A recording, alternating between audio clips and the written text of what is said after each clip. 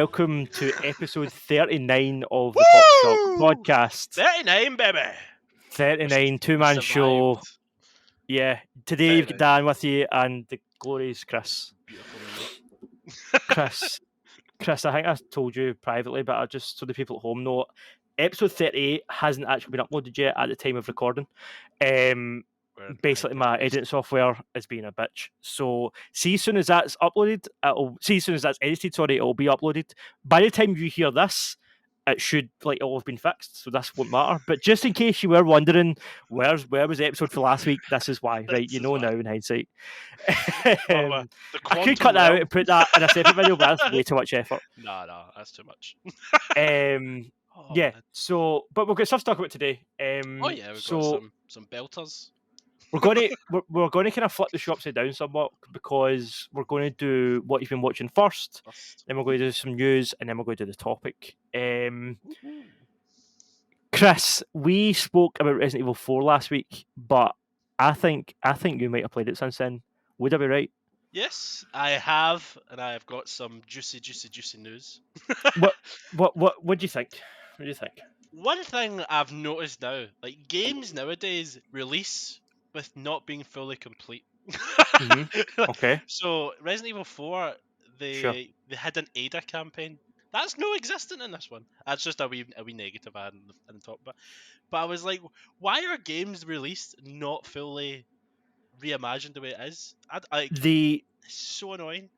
The Ada campaign, just for devil's advocate, the Ada campaign is apparently coming. Apparently somebody's done... Okay. Apparently you can dig into the files of the game on PC, and apparently there is, prototype software there for it. So it is going to... I heard it was going to be released as free DLC. They're doing free DLC releases. So, I think... Remember the Mercenaries mode for the original game? They're bringing that in on the 7th of April, I think. And then I believe the next one after that is going to be the Ada campaign. So it is going to come later.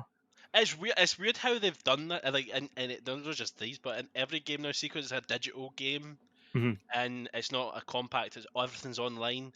They somehow get able to massage the rules and say, "Oh, but we've released the game, but there's stuff coming down the drain." You know. I get what you mean, right? Games. I too miss the days of games just releasing as a complete package. But they have done, for me, they've done such a great job of crafting this remake to be, in my opinion, a masterpiece, that I'm fine with them taking a few months to do DLC. I'm like, do you know what? Oh, no. These are clearly high standards. Maybe I'm getting soft in my old age, but I just think that, I don't know, I think they've kind of earned a wee bit of time to work on it, and with what they've delivered. Because after Resident Evil 3, right, they done Resident Evil 2, knocked out the park. They done Resident Evil 3, and it was a decent game, but it was far too short. It was basically a demo, it was an extended demo, right? But they charged full price for it, so people were pissed, understandably. But the good thing about that, though, was it was a lesson for them. Capcom then did genuinely take the feedback and say, right, we're going to take our time with Resident Evil 4. They didn't announce... I think they were going to announce a release date. They didn't announce it. And internally, they pushed it back. We didn't know it had been pushed back because they never announced it. But they were like, right, we're going to take another 6 months, another year, whatever. And then they've done... In my opinion, they've done a phenomenal job of this remake as it is and released it. So we're at the stage now where I'm like, do you know what? If you guys need a wee bit of time to craft and finesse, I'm okay with that. They've smooched you. That's what's going on. You've got the wool over your eyes now. I'm getting that Capcom money. I'm getting that hush money. That's what it is. I wish, mate. Capcom, see if you're watching and you want to send me some money, I will sell out. I will shout for you. Put your PayPal on. Send it below. Put it in the description, right? Send it. Aye. I know. I love that when game reviewers get accused of taking bribes. I'm like, mate, I wish that was so good. Imagine a company being like, here's a free game and here's £1,000. Positive about it. Aye, that'd be, mate, £1,000. No, you'll be getting that. Get me 50 grand, please. Haggling on that. Aye. Plus the game for free. That's what we want. No, for all doubts, this game has been fabulous. It's even when people are saying they're complaining, that some people are complaining that there's some areas are completely different, things have been removed. It's, to be honest, it was such a smooth experience. One thing that knocked me out the door was, see, when you're in Resident Evil 2, I can't really remember as much. There wasn't as many chapters. Well, there was, but you weren't. It didn't feel like, oh, the chapter's ended. You're Yeah, moving on to the next section. It yeah, felt yeah. it's seamless. Like even though Yeah.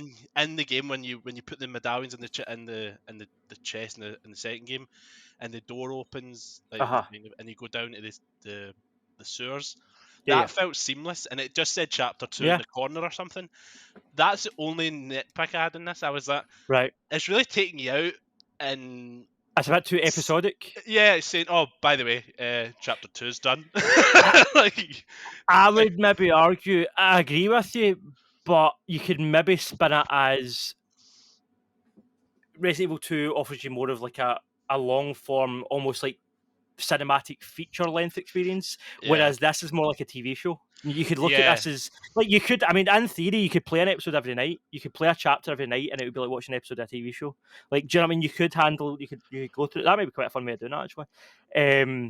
but overall, like, see, it's one of those games that it kind of like I looked at the Resident Evil. I played Resident Evil 4 before this came out on the PC, and it record like 16 hours on it.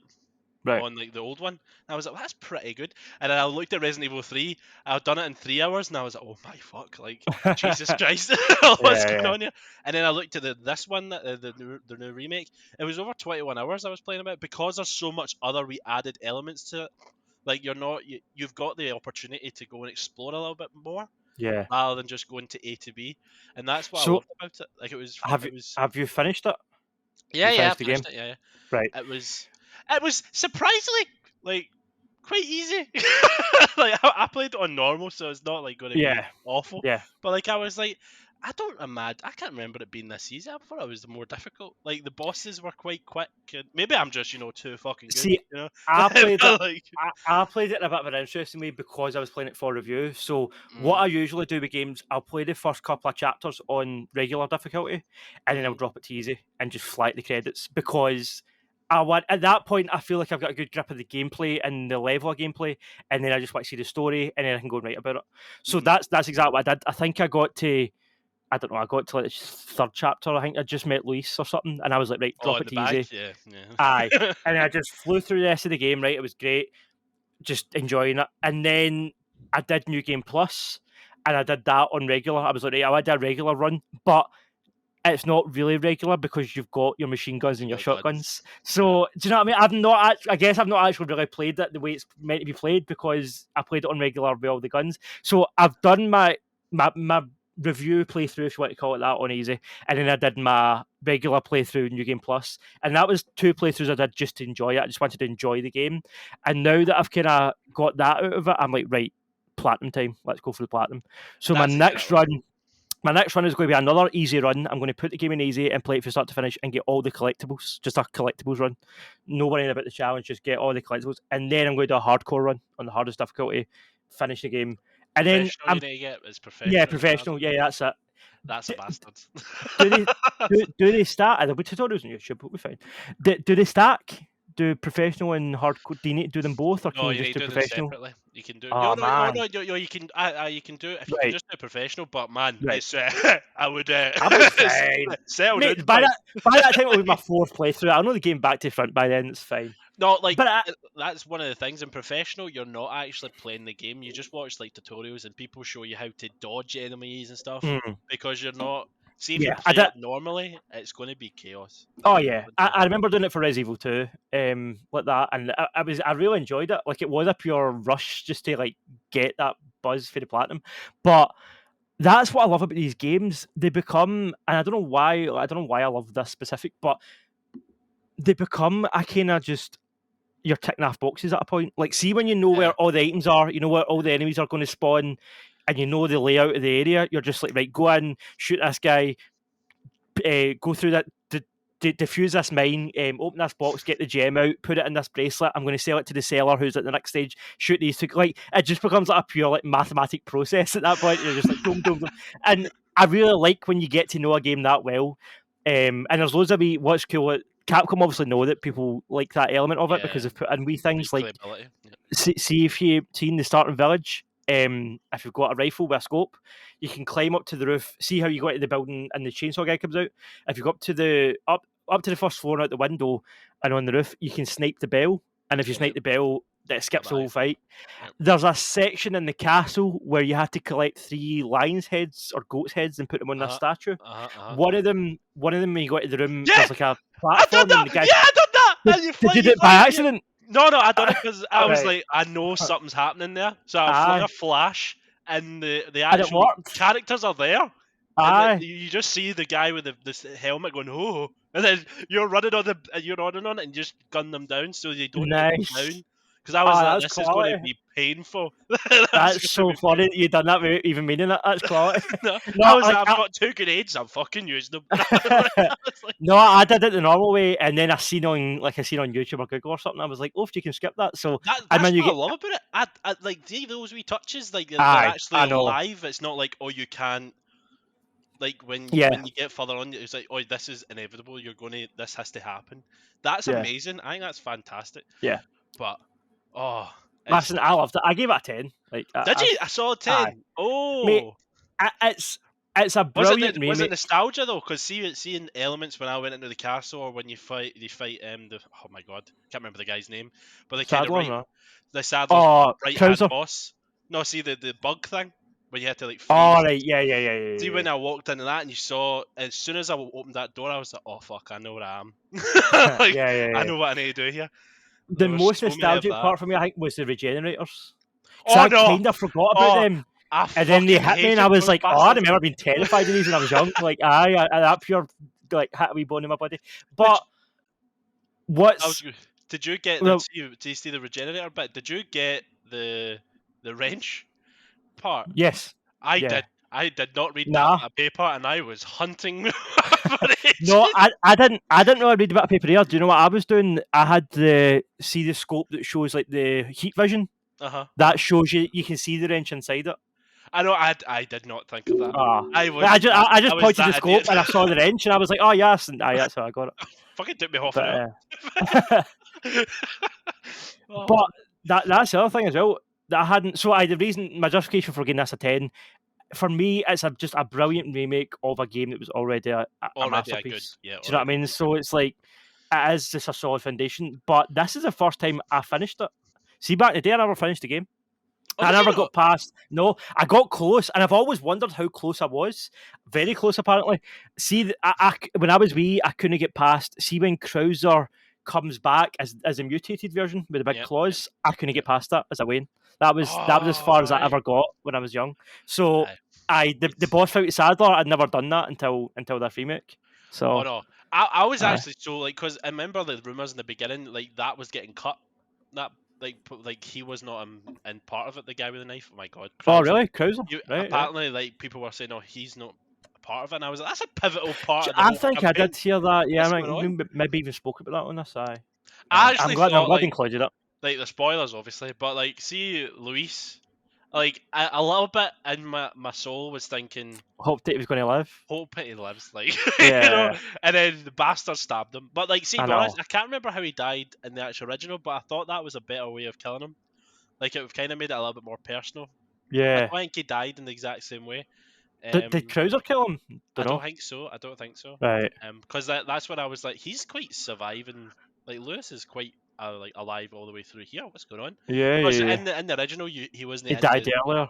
he Aye. wasn't in the kind of I don't even know what that is. The underground bit Was you not in the cart with him? Did you not do the cart bit? no, it was Oh, the really? part. No, All no, right. All right. you were there by yourself, and the most scariest part, like I was so much comforted because you saw fucking the chainsaw guy to your left in Yeah, the yeah, cart, and I yeah. was like, oh thank God he's here with me. Like, I was like, oh shit, I would be terrified by myself. That's a brilliant Oh, sequence. but Insane. I think it's one of the it's weird how games aren't like this. How like Resident Evil like have really took a really weird turn. They've went first person. They had a great formula. I like how they're Mhm. doing it experimentation. They're going, okay, we've done this, and we're doing this. But they've got a good formula of making games. And some like Resident Evil 6, I don't even want them to touch that. Just kill that dead. Like don't even We'll try and talk remake about that in that. a wee second. Wait, is Um, that something that's happening?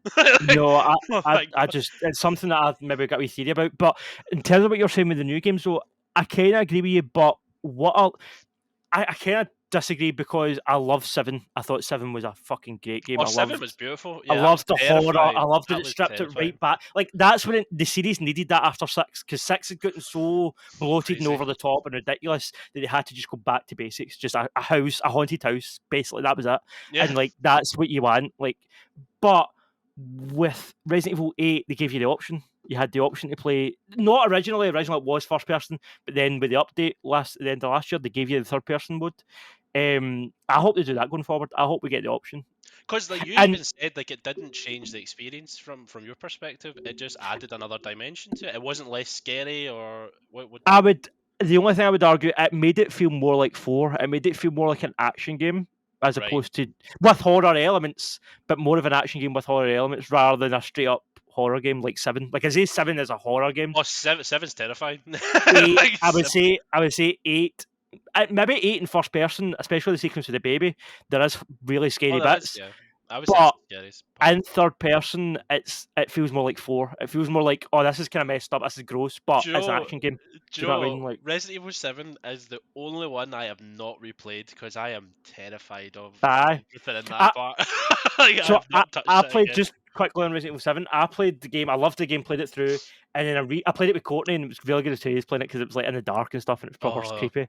No. But then I replayed it when I got the PSVR. I played it in VR, right? And I only got about halfway through, and it's not. It generally wasn't because I got too scared.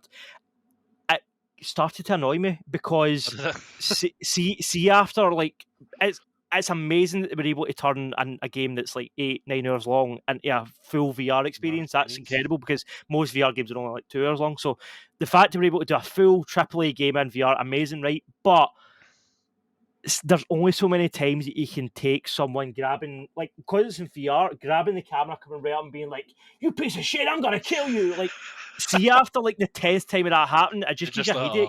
You're just like, it's too like much, it's too intense, not in like a scary way, just in like uncomfortable and like, oh, I'm sick of this. Like, I don't know. So that kind of did put me off the VR version eventually, but I love Resident Evil 7. But Resident Evil 6, the reason I think they might be doing a remake, Chris, No. it would give them. This is the one chance that they've got to redo, like what you were saying about changing parts of 4. See if they changed loads of 6, nobody would care. Have to be like, I change it. Like, so I think it's quite a good opportunity to just remake a new game. But the reason I'm thinking they might do it is because of the post credits in 4. Spoilers if you've not played the 4 remake. I don't know if this was an original, but at the end you've got Ada on the chopper, and she Wesker. she phones Wesker and she tells him that she's got the parasite and stuff. So that does happen, but I don't think you don't actually see Wesker. I don't think. Right, she's a voiceover. You see the computer and you see the chair, right? But you don't actually see. You can just hear his voice, and you're like, well, Yeah. he's kind of he's changed his voice. I thought Wesker was supposed to be British. He's American in this one. He's British sometimes. He is. I think the original games he was British. He is. I was like, oh, he's British now. Like, no, he's American now. Oh, great. He's not as evil sounding. It's like, hello. I would be like, oh shit, here he comes. But I don't know how. I don't know how that made me think because does that tie into 5? I can't remember. I played 5. I haven't played 6, by the way. I've seen wee bits of gameplay. I think I maybe played 2 seconds of like a demo at some point, but I've not played 6 all the way. I finished 5. I never played.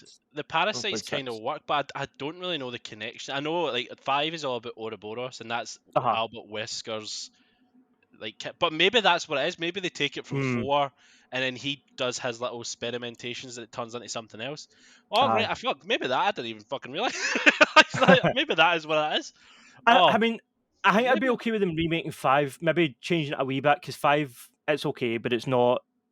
It was the worst one like when it first released. It was the first one so far. Like the games were getting progressively worse. I loved 5, man. Did you? I loved 5.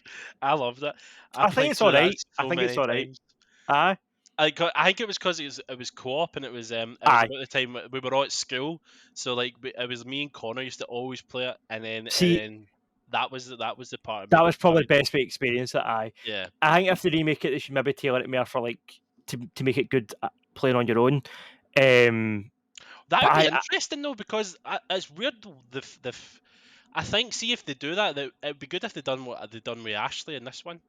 Like they Yeah. didn't make her so like in They the made them more original. capable. Yeah. Yeah, because in the previous one, she had a health bar. Mhm. You had to use health on her, like so Yeah. you were That's right. wasting health. And this one, it just fuzzed in really, Mhm. like so it's good Aye. in that. But if they'd done that with Sheva in the Resident Evil 5, that would be great. I mean, Um, I'd be fine having the option. Like again, we're talking about giving the option of first or third yeah, person. too. Yeah. See if you had the option either play it on your own and you can play it as either character or play it as co-op. That'd be ideal. I mean, that's kind of how you had it in the original game, but just tighten it up. Just make it look better as well. Because like Yeah. the original 5 had this like mud filter over it. Everything looked like it was. I think somebody called it the piss filter because everything was Yeah. pure yellow and like Everything was horrible. yellow. Like Yeah. yeah, like Yeah. see if they just made it. I mean, 4 they've made 4 look incredible. I think so.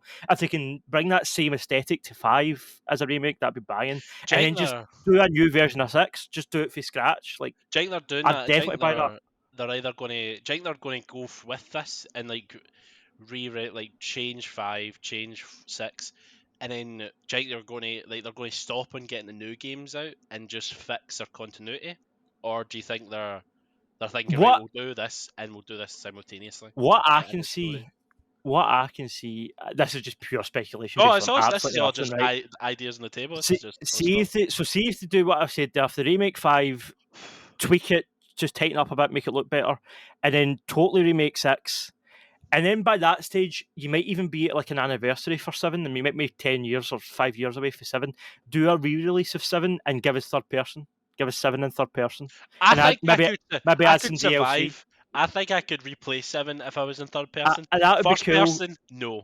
Give us a I'll third be person honest. version of 7, and like just like by that time, I mean, we're already on the next generation because that came out for PS4. So do a PS5 release of 7. Do you know what I mean? And just give us third person, give us updates and maybe some DLC, I and can't believe then we're on 8. Like Resident Evil Village is 8, isn't it? aye. Well, that's the thing. Like, if you think about it, the next one will be Resident Evil 9 because they always do a new one and then a remake. So after 4, they'll do 9, and then they'll do 5, and then hopefully they remake 6, and then they'll do Resident Evil 10. And then if they did Resident Evil, then that's us get 10 games, right? And then if they do 7 and they do what I said, a remaster in third person and that, then I would go back to Resident Evil 1 and do a proper over the shoulder version of Resident Evil 1. Do like No, no, basically no, no. Resident Evil 2 and Resident Evil 1. That's what they should do. They should Do just that. do Resident Evil 1. Fuck that. Just do Resident Evil 1. That would. Oh, I never even just thought skip of that. 6, just do 1. Oh, I never even thought of That that. One. and then that way we would have like a new generation would have all the 10 games all like in brilliant graphics and Mhm. playing incredible. Like that'd be amazing, right? And then once they've done all that, they do Dino Crisis. They go back and they remake Dino Crisis because Dino Crisis was the shit, mate. I loved Dino Crisis, mate. I was Resident Evil with Fucking hell. dinosaurs. That, I yeah. was Resident Evil with dinosaurs. It was so good. I was like, mate, Oh, why has there not been a Dino that, Crisis game? Like that was a 100%. gem. That was a Remake gem. Dino Crisis 1 and 2. Was there Dino Crisis 3? I don't think there was. But just There was remake a- Dino. And then there you go, Capcom. That's your plan for the next 10 years. Just there you go. You're welcome. Resident Evil 1 to Oh. 10. Dino Crisis 1 and 2. Buzzing. I mean, it's not going to like. It's like I think like the nice thing about Resident Evil 2 and 3. I don't know if they could like see 4. I don't think it's got. I mean, it's got the monologue in the beginning saying, "Oh yeah, from Raccoon City," blah, blah, blah. But it's not really connected. Like the Nah. crisis in Raccoon City is not connected to the No. virus in that village, so they don't need to continuously say, "Oh, this passed on to that." They could just go Yeah. like, "Oh, this is fucking happening out here." But Don't make things connected. was 7 connected to 6? It wasn't, was it? Oh, It was fucking the 7 and 8. 7 and 8 are obviously connected. Aye, But I don't they're think connected 6 was. with Ethan. Yeah. Yeah. No, I S- don't. I think 6 they shot themselves and were like, right, So we need see in Resident Evil 9, didn't you play as spoilers for Resident Evil 8, by the way? Didn't you play as Rose, the daughter? Because in the Yeah. DLC, you played as her when she was Yeah. like 20 and she worked for Umbrella. She worked for Chris Redfield. What happened? Oh, Ethan. Oh, spoilers for 8. He's dead, isn't he? Yep. I forgot about that. Ethan he dies in 8, and then in the 8 DLC, he appears as a kind of ghost Oh, to does he? Rose, Naughty but Rose, yeah, I at remember. the end, but like Yeah. through the virus, like it's not an actual ghost, it's like through the virus he appears to.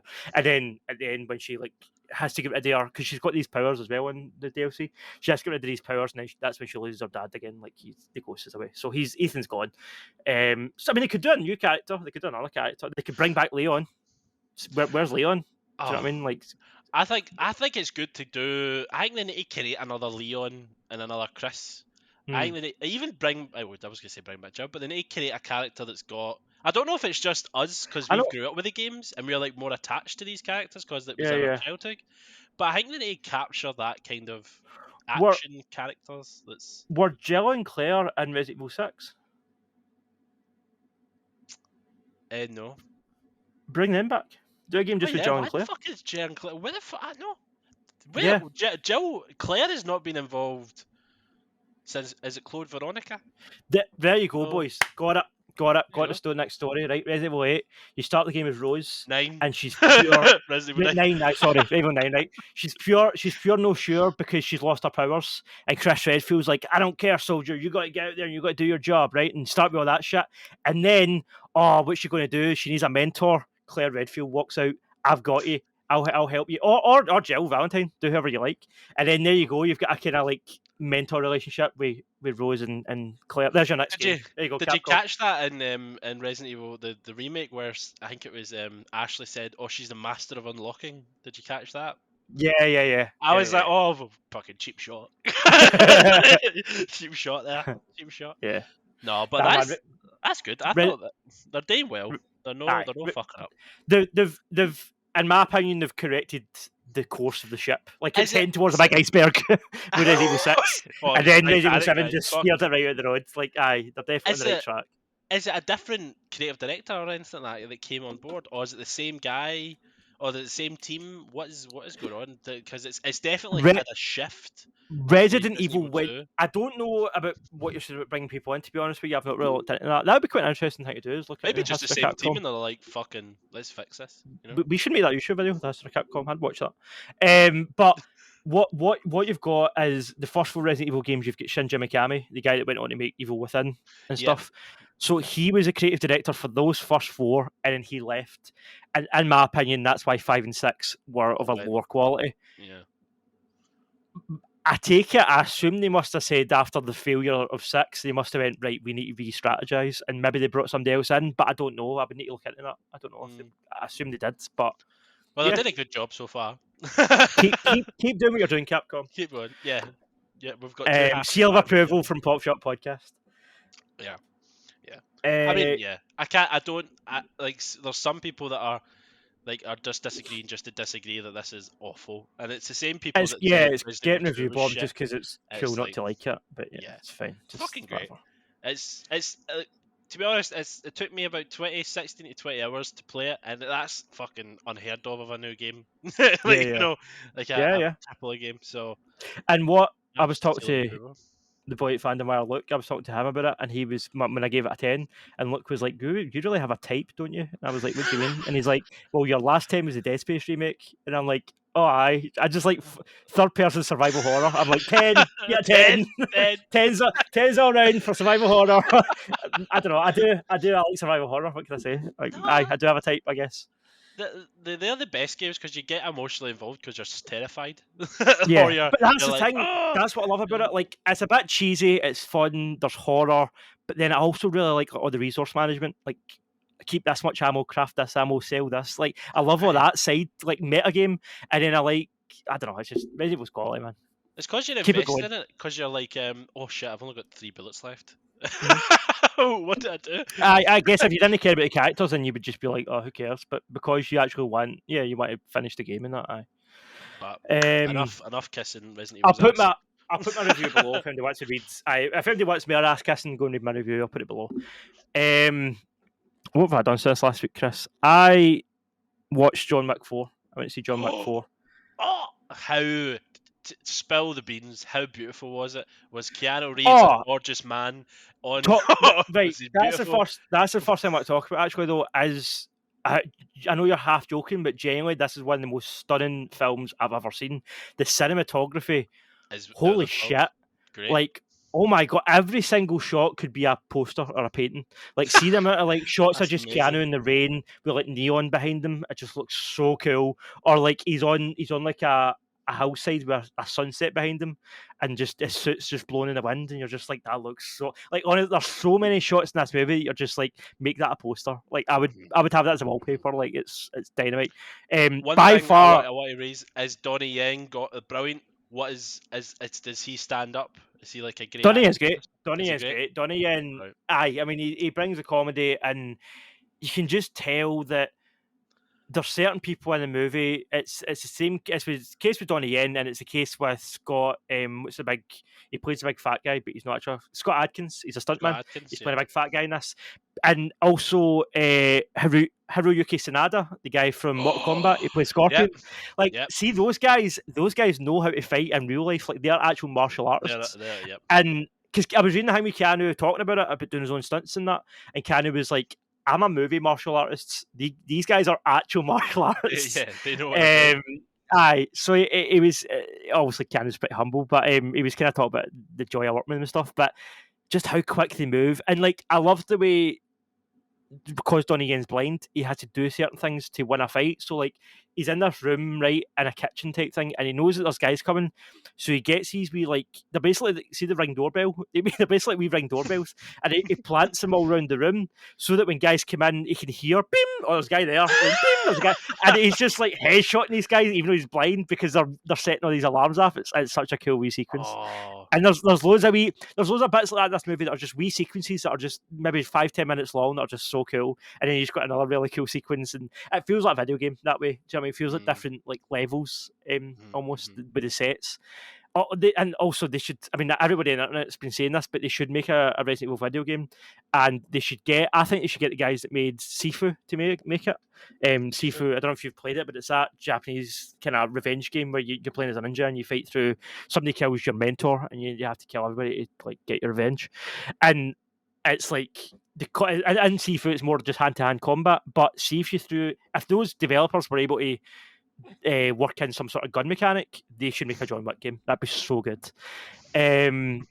Also, Chad Stahelski, who directed John Wick 4, he is remaking. No, sorry, well, he is remaking Highlander with Henry Cavill, as a part of the rumor. yeah. But he's also making the Ghost of Tsushima movie. See if he makes this Ghost of Tsushima movie and doesn't use Dan Louston, who's the cinematographer from John Wick 4, he's made a mistake. Because see, when you're watching John Wick 4, even though it's modern day, obviously it's assassins and stuff like guns and that, there's something about it that's like an old Kurosawa samurai movie. Like, it has that quality. I don't know what it is. It's just like the way that certain shots are done, the way there's a wee calm before the storm with the wind blowing and just this tension building, and like it feels like a kind of old samurai movie. And yeah, Dan Louston would be absolutely perfect for it. I hope he uses He him is busy. for that That Chad, remake. Chad is Oh yeah, busy, man. he Oh is. He my is. god. And do you know something? He seems like the kind of guy that learns As he goes. from he knows how to build a universe. Like the first John Wick was basic assassin. It was as simple as somebody killed his dog and he wants revenge. That was the first That was movie. it. That was And it. in the second movie, we introduced like the markers, we introduced the homeless network, we introduced like all that stuff, the hotels and how they're like a network. And in the third movie, they also went even deeper into that with the guy in the round desert table cut and the stuff finger like off in that. the table. And then that's when we actually see a member of the table, with what's his name, Pennywise, what's his name? Bill Skarsgård, who is great, by the way. Bill Skarsgård, like that's the one thing the John Wick movies have kind of lacked as a villain that's It's been like powerful. a center point. Well, Wait, that spoilers. Is he one and done? Or no, I'm not going to spoil you're not going to the spoil that outcome. far? All I'll say is what you were saying though about villains being capable. What I really liked about him, he's all bark and no bite. He's powerful and he's smug as shit, but he can't fight. He's a pussy. But Oh no! Shit! But Oh he's god! got loads of power and he's got loads of men that he can just say, go and do this, go and do. Like, he's a really interesting villain because you can see if it was him and John Wick in a room, he'd have no chance. Nothing. But the point is, he's got all these guys to throw at him. It's like And a that's, chessboard. He's yeah, playing all the kings. He's putting yeah. all the knights in front of him. He's a But really as good soon villain. as John Wick And gets you, he's so French, like his French accent and his Was he? how evil he is. He's the Frenchest guy I've ever seen in a film. He's all like, John Wick, like he's so Come here. French. It's amazing. And Clancy Brown's in it as well. Like, Is How do he? you make a John Wick movie better? Put in Clancy Brown, like aye, Oh he's like my an god. adjudicator, like a harbinger adjudicator guy. Aye, it's so good, man. And there's certain Man. sequences that are just so fun. People are saying it's the best so far.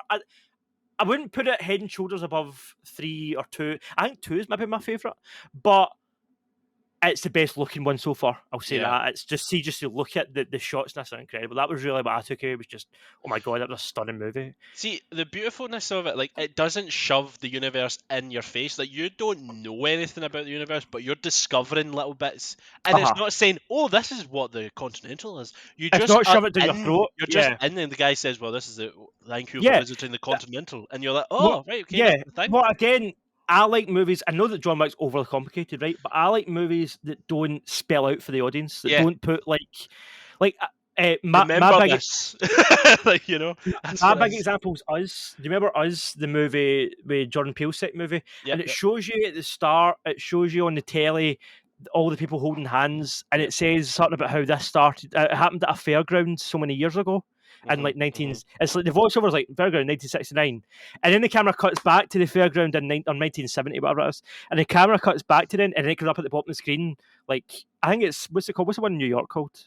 The famous fairground. I can't remember, right? But it's like it says that at the bottom and it's got the year and it's like thanks Jordan Peele. I couldn't have worked out for myself. Like I hate that when filmmakers are like, oh, in case you missed it, this is what it is, by the way. Like John Wick doesn't do that. John Wick Yeah, treats its audience with respect and it expects you to keep up with the lore and also it's also the case that if you don't give a shit about any of that stuff, you can you just go and don't, watch the action. you won't watch You it. can just go and enjoy John Wick shooting guys in the head. Like you don't need to care about. Do you know what I mean? So it's a good Do you balance. know how? See, when you think about it, how tiresome that fucking film is for Keanu Reeves. It is Yeah. just action forward, Oh, and like, you non-stop. imagine for 2 or 3 hours, like him just like fucking battering guns for The 2 hours. thing is, It's going to well, be that's the thing. amazing. This movie's the longest as well. This is like 3 hours, and it is, as you said, it's just constant action scene to action scene, and it's all Keanu. Like I think he says something like I think somebody said he does 90% of his own stunts. Like there's like something for about 10%. Like there's a bit in this where he jumps out like a third story window and Aye, lands on the ground. That was aye. a stunt man.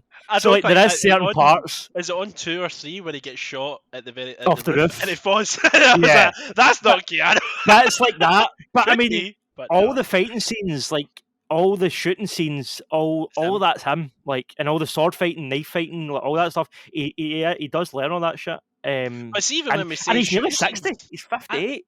I Like know, but he's see, even at that, like that's his fitness as hell. Like he's yeah, like yeah. a fucking strong lad. But What else is really cool? He apparently wanted loads of script cut for this movie. Like John Wick really, had way more lines, and just he to say was like, nothing. he was like, I don't think John Wick needs to speak in this scene. Like I think it would say more if I just made a face. So like that's Keanu asking for less like screen time, I guess. But it's effective. Like he only says I think 380 words in the whole film in like a 3 hour movie. So that's only like 100 words per hour. Like but you don't need any more. Like because there's a certain scene where he's sitting at the end, he kind of spoilers. He fights his way through all the baddies, right? Obviously, John Wick, and then he gets to the end, and he sits down with Bill Skarsgård, and Ian McShane basically says the only way to save the Continental and your own life and get free, because John Wick's like, I'm going to kill Bill Skarsgård's character, and the Marquis is called. He's like, I'm going to kill the Marquis, and Ian McShane's like, kill him, but do it the right way. He's like, see if you challenge him to a duel in front of the table and you kill him, you're free. He's like, don't just go and put a belt on his head because they'll just replace him, and then more guys will just come after you.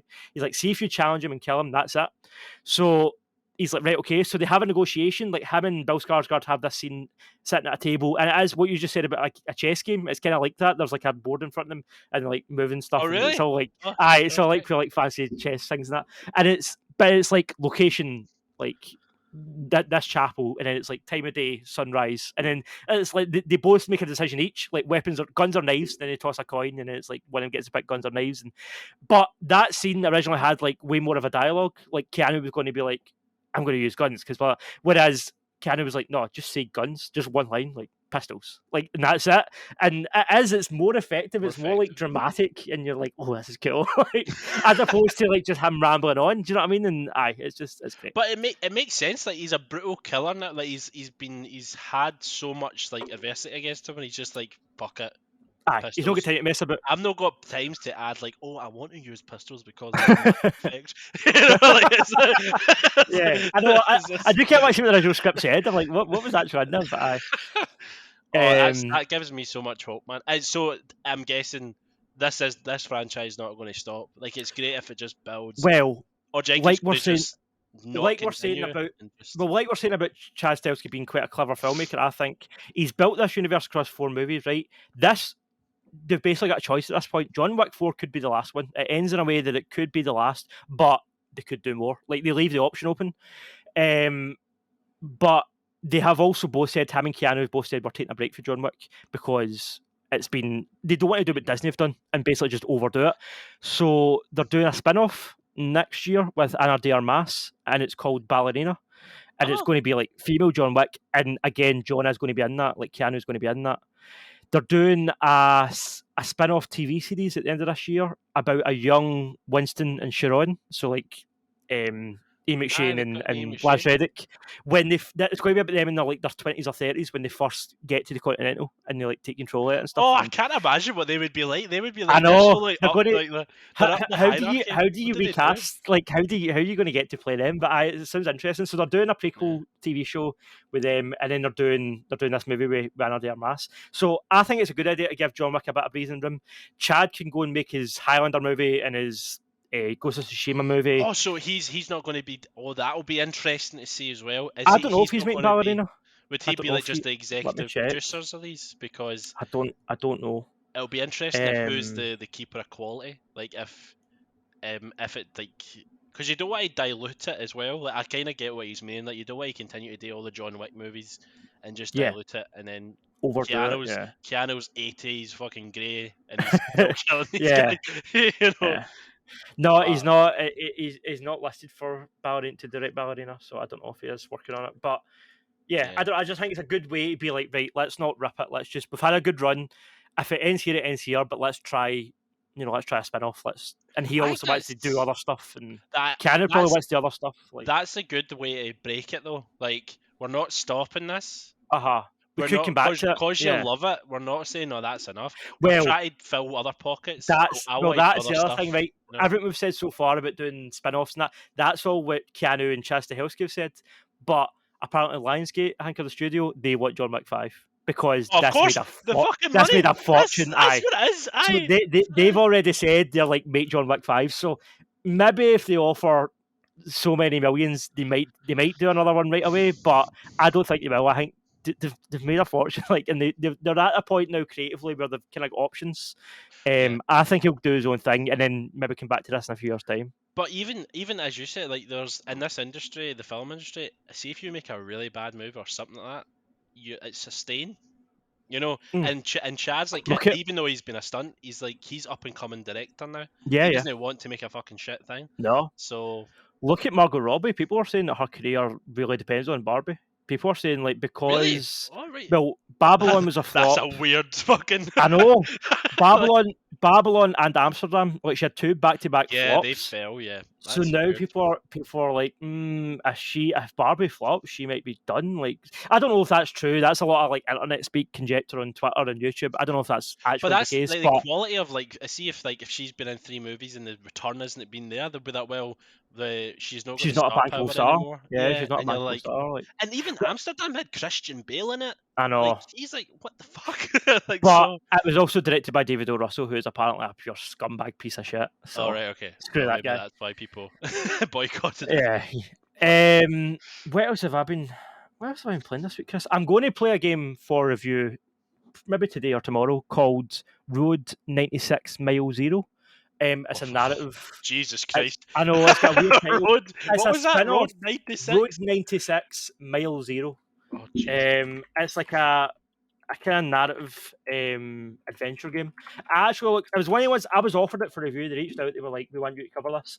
And I don't know. Like sometimes when somebody says that, you're like, "Why? Is this game not very good?" Because normally we have to chase. Normally we have to chase reviews. With their coming to us, you're always a bit sus. I watched a trailer and this looks really good. I'm really up for checking this out.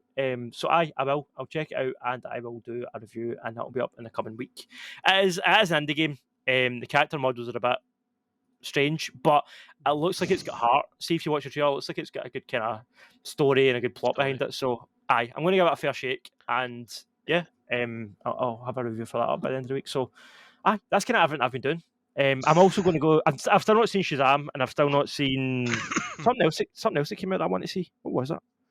Can't remember. Oh yeah, Shazam. So I didn't need to go and see a few more movies in cinema, but I'll probably be talking about them next week. But aye. See that I was actually going to. I watched this trailer. Have you heard anything about Rebel Moon?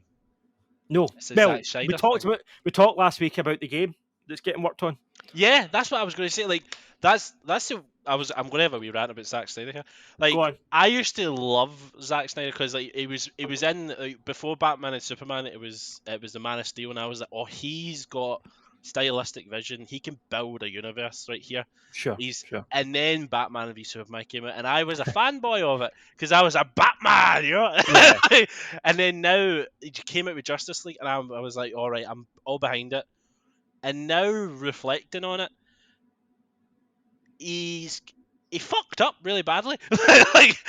See, we made 300, which was a story about Greeks, and it was they had to defend a little bit of wall. That was it. That was the whole Yeah. story. It was simple. It made that great, but it had so much foundation with comic books of the Batman and Superman, and he took two things because he thought he was being creative in that, and merged them together and made a big shite of it. And now I'm seeing he's great at telling the story and putting seeds into people's and to speculate. And I think Rebel Moon is going to be utter shite, but look gorgeous. Right. Like, you know, interesting. Like I've totally changed my tune with him now because it looks fabulous, but what he's selling it to be, I don't think it's going to be able to deliver. Like Watchmen, I loved the visuals of it. It just didn't really do anything. Are you glad that Rebel Moon was originally going to be a Star Wars movie? And then Netflix bought it. Yeah, he pitched it as a Star Wars movie, and Disney were like, no, it's too dark, it's too serious, whatever. And so Netflix bought it, and it became its own thing. So, are you glad that it's not a Star Wars thing? Like, because I know you're a Star Wars guy. I think they were like, oh, Zach, you've directed Justice League, you're sorry. Even though it's going to be there, no, we're not interested. I think in terms of Justice League, I think that was, to be honest with you, I think that was unfortunate timing with his personal life, with his daughter dying and stuff. I don't really think that was his fault. No. But I do think that Zack Snyder works best when he's given a specific tone. He's not a very versatile director in the sense that he can't do, like, he could never make a comedy. Do you know what I mean? He couldn't. Like, there are some directors that can do comedy and drama and action, and that's brilliant. But Zack Snyder's not one of them. And I feel like that, for me, I think that's the main reason that the DC EU, or whatever you want to call it, I think that's why it failed. Because comic books or comic book lore, like if you're going to adapt a whole, either Marvel or DC, like a whole department of comic books and different characters and different teams, you have to be diverse, because the comics are diverse. You get Marvel comics that are horror comics, you get ones that are comedies, you get ones that are spy comics. Same with DC. Like, so you need to get a director that's got a wide range, which is also why, personally, I don't know if James Gunn's the right choice, because I think he's too jokey. I don't think he can do the serious stuff, and I don't know how that's going to work. But point is, Zack Snyder, he can only do the serious stuff, and I wonder if he gets to make Rebel Moon from scratch. It's not a Star Wars thing, it's not a superhero, it's just his own story. If he can just build that for the ground, he can make it as dark and gritty and serious as he wants and lean into that, I think it could work. But see, looking like I was on the fanboy train of Zack Snyder when he was getting like he got treated shite with the Warner Brothers and said, "Oh, you're cut." And I watched the Army of the Dead thing they done. Yeah, I was right behind. I know, I was right behind him. I was like, "Oh yes, like Zack Snyder." And then I watched it, and it was utter shite. It looked great, but that's what I mean. He's really good at the visuals. He's really good at like Batman, I would say was one of the best looking Batman. Yeah. Best looking Batman. In terms of his suit and stuff, yeah. And the whole feel, it was a brawler. It was the characterization of the character was so much better. As much as Batman v Superman was a mess, that scene in the warehouse is one of the best Batman scenes ever. Like, I'll have to give it, like, he is great at creating visual characters, and he's not great at a story. Like, if you look at it, there's so many. He's good at crafting potentially scenes and saying, okay, this is from a visual aspect, Batman's kicking ass in this warehouse, and it's so hyped. But it's like it's just not fucking. He's not good at connecting things. That's from my opinion. What I loved him, and now I'm looking at it with a more critical eye and going, really, I can't For watch me, this. for me, Batman v Superman is it's more just like regardless of Zack Snyder, it's just more a case of you had two of the biggest characters in comic book history And you fucked in the same movie with two great actors playing them, and you managed to piss it up the wall. Like how was that a flop? How did it not make money? How did it not spawn a whole franchise? Like it was actually amazing how badly they messed it up. It was quite incredible, quite impressive how because much of a mess it was. they lost the point of, like, see Batman in the Dark Knight Returns, that he was an old Batman. This was his last hurrah. And you can't this start one, Batman at that stage. I Yeah. said that. I love Ben Affleck Batman, by the way, right? And I said I love it as even well. when even when Really everybody great. hated, even when everybody was slagging it, I was like, let's see. I think it will be Let's great, right? see. Yep. But even when he was cast, though, I did think, why are they casting something in their 40s for the Yeah. first Batman? Like, you don't start Batman in his 40s. You start him in his early 30s. 30s, Do you know what I mean? Like, why would you start at like Henry What they did Cavill with was in Patterson? his early 30s? Like, He's yeah, young enough to do like it. that's where you cast. You don't cast like an older guy. It's just it seems weird. But Unless then you had with James Gunn, if they're actually going by the comic continuity, if they're starting with Damian Wayne, Batman's like well into probably about 40, like around that stage. Oh, Like, yeah. so I wonder that. I'm like, are you really going with an older Batman again? But I think they've said there could be about a 10-year age gap between Batman and Superman. I think Batman's going to be 10 years older than Superman, so he's not going to be as old as like Affleck was, but not as young as Pattinson. I hope they don't even like. Hopefully they cash people and don't tell the age. I hope it's like just like Mate, you can't see the age. They're just Scott talk about John Wick. See that Scott Adkins guy? He did the stunts. He was Ben Affleck's stunt double, and somebody put on Twitter, tweeted him like, James Gunn should cast him as Batman. Like he looks like Bruce Wayne. Like, see if you look at him in real life, he does look like Bruce Wayne. And he can do, if he's a stuntman, he can do the fight and he can do all that shit for real. He can wear the suit. He can be both Bruce Wayne and Batman. And somebody tweeted at him to say you should be cast, and he just tweeted back a bat symbol. So maybe that's just him. I think that's just him like wanting the part. I don't think he's actually spoke to Warner Bros. Or anything, but it would be cool. I'd like that. I wouldn't mind that. He's a good age. He's not like, I think he's 40 yet. He's mid-30s. He's a stuntman. He's a handsome guy. He's got a good chin. He's a good Bruce Wayne. He's got a good chin. That's what it is. You need a good chin. 100%. Yeah. Michael Keaton. Michael Keaton's a pretty ugly guy, but he has a great chin. Oh, great chin. Right. Like 90% of his face is covered in that mask. Yeah. It's got weird eyes and weird hair, but you can't see that. Just cool chin. That's what you need. No. I get it. What they had there, like they're taking the element of, all right, we need to be creative. That's what Zack Snyder done. He was like, I want to be different and creative. I'm going to merge things together. See what I can understand what that who's the director guy from the new James Gunn. James Gunn. I can see what he's meaning. Like see if he is true to the source material with that Superman film, and he takes that what it is. I know it's not the best way to start Superman because he's dying. Yeah, I know. That's all weird stuff. Yeah. Like they always why are people going in weird directions? Do you know what I think it is? I think it's because they're like, right, we're not doing an origin. We've done the origin, so we need to pick the end of the story. It's like, no, you can pick one just after the origin. That's what Matt Reeves did. Long Halloween is pretty much what the Batman is based on, and that's like 2 or 3 years after the origin. So you don't need to do the origin. Just start a wee bit after that. That's fine. You don't need to go at the end. It's the extremes, isn't it? They start well, we can't see Bond. You need to kill him in the first movie then. That's it. That's the only option. He's already an old man. Like, I know. Fucking hell. Oh, but Rebel Moon, pish. Chris, you should put us in charge of planning universes. I planned Resident Evil. You just planned the DC. We've got this. There we go. But that's I did not realize Rebel Moon was supposed to be pitched as a Star Wars. That's interesting. Yeah. So it was written as a Star Wars movie and then changed to be its own thing. Yeah. Oh well, good luck to him, man. I'll watch it, but good luck to him. Listen, and also see if the game, like, I think, do you know what I think could happen? I think the movie could come out and be kind of shit, and the game's really good. I don't know, Do you but know? Do you know? Do you sometimes know that who happens. the? Like, Do you know who the developers are? Has that been exposed or is I that don't no? think it's been announced. No, I don't think it's been announced. He's working, so it is a Netflix game. So see on Netflix on the site now, I've got all the wee like click, click, point, Oh click games. yeah. This is their first big game. They're going to do a proper AAA, big like Wow. Mass Effect type game. So Fuck, yeah, it's Netflix has evolved. They're not got any. They're fucking good. evolving. I like it. Like I actually think it's pretty ballsy. They're like, do you know what? Let's put millions of dollars into that. Let's get proper behind it, and then see what happens. And if it's a hit, it could start a whole Netflix could become a huge game company. Like if it works. So Oh, fuck. It's so we'll weird, see. and it started from video on demand, and then it's fucking into games.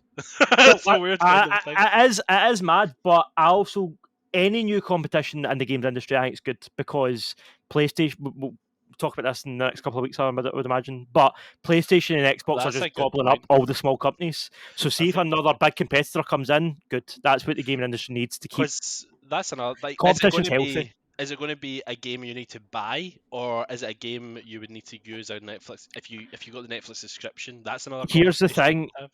Well, here's the thing. I hope it's a game you need to buy because I think that would give it more value. I think see if it's just you pay the premium tier and you get this, like it's just a gimmick. Do you know what I mean? Like make it a proper Yeah, game, it's like put an it in the add-on kind of shops, thing. make an actual disc, like sell it in game or not that. Like do a proper release. You could get a discount or something if you're a Netflix Yeah, user. You yeah, get the yeah, 10% off, or you get DLC or something added yeah. to extra Totally, email. That could be the way totally. through it. I don't know, man. Anyway, I'll wait see what happens though. With all that out the road, Chris, do you want to move on to I news? can't believe we have like extrapolated an hour's worth of shite. I can. But before we move on to news, Chris, Out of two topics. I know. Oh Resident Evil, jeez. John Wick, and Batman. Oh. Chris, do you have anything else that you've watched or played before we move on? Oh, I can't. Oh, the Mandalorian. I'm not up to date. That was I'm not up shite. to date. Was it? Was it? No, Aye. no. Do you Is know it what it losing is? steam, Chris? I lost its steam after season 1 for me. I like season 2. I like Like, season 2. what happened to season 2? Luke Skywalker at the end, mate. Oh, I And thought you that was also had season the 1. Ashoka episodes. I thought that was season 2. I thought that was season 1. Oh Jesus. Nah, season 2 was No, great. I heard like some like Kathleen Kennedy, the horrible witch of the West, really infiltrated this series. So like John Favreau said to the big head, this shit, oh spit, I heard this somewhere. So, like John Favreau, I'm right at the board meetings, you know. Like Just John finish his Favreau own tinfoil hat time. went to like Bob Iger and said, "Fucking get Kathy Kennedy out of like the creative writing room," and he was like, "Right, Kathleen can have this. I don't want to be involved in it. I'm going to go work on Ahsoka." So there is friction, and see if it is found out that Kathleen Kennedy had any involvement in the storytelling of Mandalorian season 3. That is the reason why it's shite, and we should build a case and why Kathleen Kennedy should be removed from Lucasfilm. Like, I really don't think that. I don't think the internet needs any encouragement to do that. I think you're already hater. Oh man, I gave her the benefit of the doubt. I was like, let's see what she does, and then everything she touches turns to like shite. It's just it's just so bad. Just when we're on the topic of like management at Disney, this is a side related thing. Ike Perlmutter has basically walked from Disney. Really? He Was he not was, was he not the guy who was replaced Bob Iger? he was, and he was also very much involved with Marvel. He was kind of planning that out with Was he not Kevin the guy Feige. who was like telling Foggy to fuck off and stuff like that? Yeah, I think so. Yeah. Oh really? Oh So man. he was going to walk. There was a bunch of like he was the one that sold Marvel to Disney as well. By the way, there was a bunch of back and Oh forward. really? Shit. Yeah, there was a bunch of back and forward where like they were arguing about characters and the plans and stuff and Kang and whatever. I don't know. Maybe it was because of the Jonathan Major stuff. Which, if you don't know about that, go and Google that shit because that's a whole other situation. Oh shit. What's happened here? Oh god. Oh, have you not heard this? I've not heard this. No. You've not heard that he was arrested? Was he? Why? Yeah. It's I didn't really like going into it because it's a whole thing, by the way. Like so, like basically, I'll give you the short version. Right, Give me a summary. Quick. Jonathan Majors and his ex-girlfriend were in a nightclub in New York. They came out in Chelsea. They came out at 10 in the morning, so it was like a lock-in, right? They were on drinking all night. They came out at 10 in the morning, probably shit-faced. They had an argument in the street, and then the police showed up to arrest Jonathan Majors. Right, that was the original headline. Jonathan Majors arrested blah blah, right? And I'm saying it was assault and all that, right? It since came out. She then retracted it. His girlfriend, she didn't want to press charges, so she retracted it. But before the police got there, but when the police got there, they says we still have to arrest you as part of the procedure. He's like, doesn't matter if you retract it, we need to arrest you. It since came out that Jonathan Majors was the one that phoned the police. He phoned them because she has mental issues and she was getting a bit out of control. So he panicked and he phoned the police. And then it's came out, there's been text messages came out from her going to him, and she's basically saying things like, oh my God, I can't believe I might have ruined your career. I'm so sorry. I love you. Like all this stuff. So, yeah, it's really up in there at the minute. He has been released, but this is hanging over him. It doesn't look like it's going to be a court case if she retracts the charges, but it doesn't look good. Oh Like my I would God! love to be a fly in the wall at Marvel at that moment where they got the phone call or they saw it on their Facebook, like Jonathan Majors arrested. Like, can you imagine Kevin Feige, if he wasn't already bald, just lost the rest of his hair? Like, do you know what I mean?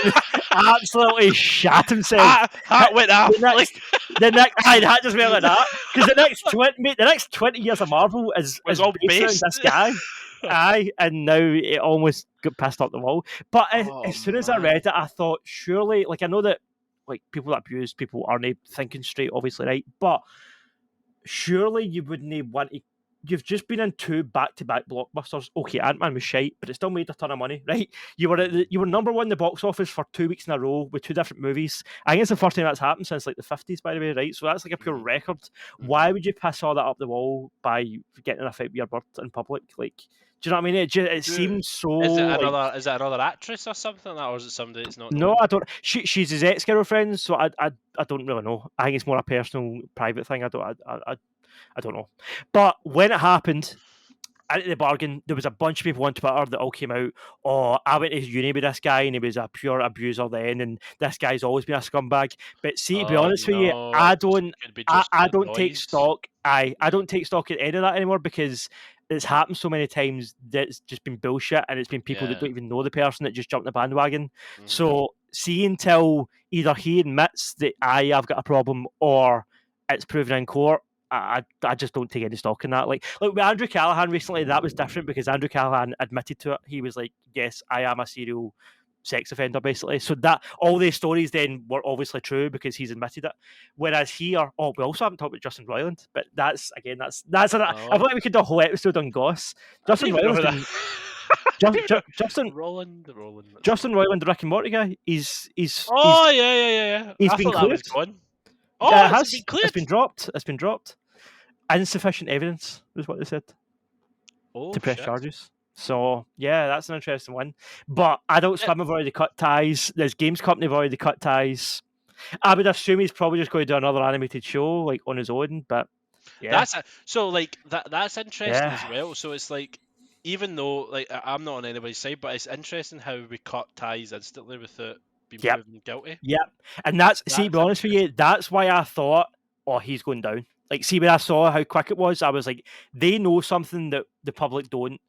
But the weirdest thing about the case, in my opinion, they're probably like, oh, I don't want to be anything involved. We're cutting ties. Like, if the weirdest thing, in my opinion, the weirdest thing about the Roiland case is that we still don't really know. The public don't really know any details of it. Like, it's so vague. Like, even in the Jonathan Majors one that's just happened, the text messages and that have all been released. Like, we know so much more about that already than we ever found out about Justin Roiland. It's weird how there's been no, like, either it is bullshit fabricated and the accuser is making it all up, in which case they should be tried and they should be, on trial, or he's paid some good hush money, do you know what I mean, to have it covered up. I generally think it's one or the other. I think there's something fishy. No, there's another one now. That's too political. Let's not go there. But no, let's go there. We'll stick to entertainment creeps. Let's stay away from political creeps. Stick to entertainment creeps. It's scary because like that's one thing I'm thinking. We need to wait until stuff happens. We need to know. Yeah. We need to just do not. But that's the thing, Chris. Twitter don't wait. No, I know. And the thing is, as well, big companies like Marvel know that. They know that as soon as this comes out, there's going to be at least a percentage of people that will not go and see the next Marvel movie because. Do you know what I mean? Like it's just they know right away. They're like, right, that's so many numbers down. Like, were you ever in doubt that they would recast? Would they ever? Would you ever? Did that ever thing in The your head? thing is, well, the only thing that occurred to me, I didn't necessarily think they would or they wouldn't, but if I did think if they are to recast, they could probably get away with it because He's remember not we there spoke that about this much. Yeah. before. Well, we spoke about how all the Doctor Strange variants all look the same, but all the Peter Parker ones all look different. Oh, look different. Yeah. So you can have a Kang look different. You Peter could. Parker doesn't look the same. Okay, Kang's looked the same up till now, but here's another Kang for a further away multiverse that He could looks be the if another Kang looked totally different, he different. could be Like, the Major Kang or Baba. yeah, Admiral. exactly. You know, Exactly. They could even, it's they could really even you could flip Jonathan it. Majors would just sideline him, be like, oh, he's a henchman, and like there's one above him. Aye, they could do whatever. Well, we don't want to talk about that. We don't know if it's Aye, happening. But just forget about him. He's the background. That's negative. That's negative. We need to He's make sure. he's Wait giving until less things proven than Keanu and John Wick. Yeah. And this is until proven guilty. That's the verdict we should go with, even though it's a dodgy fucking thing. It's fascinating. It's fascinating. But it's proven that our culture is quite. It's like very scarcity. Like it's just like, all right, something's really like aggressive has been spoke about here. You're automatically guilty. It's a weird kind of. Yep. I've never understood. It's like same with I don't know. Like, I don't know if we talked about see the Johnny Depp thing. Like, what were you on that? Were you were you like, oh, he's wrong? I was. See, to be honest with you, I can approach all these things with if they are wrong, then I feel really sorry for the victim and I hope they get done for it. But the thing is, I don't know. Like a lot of them are proven different. Like, a lot of them are like all lies. When you look at the law historically, when you look at the justice system and the courts, this is getting oh my God.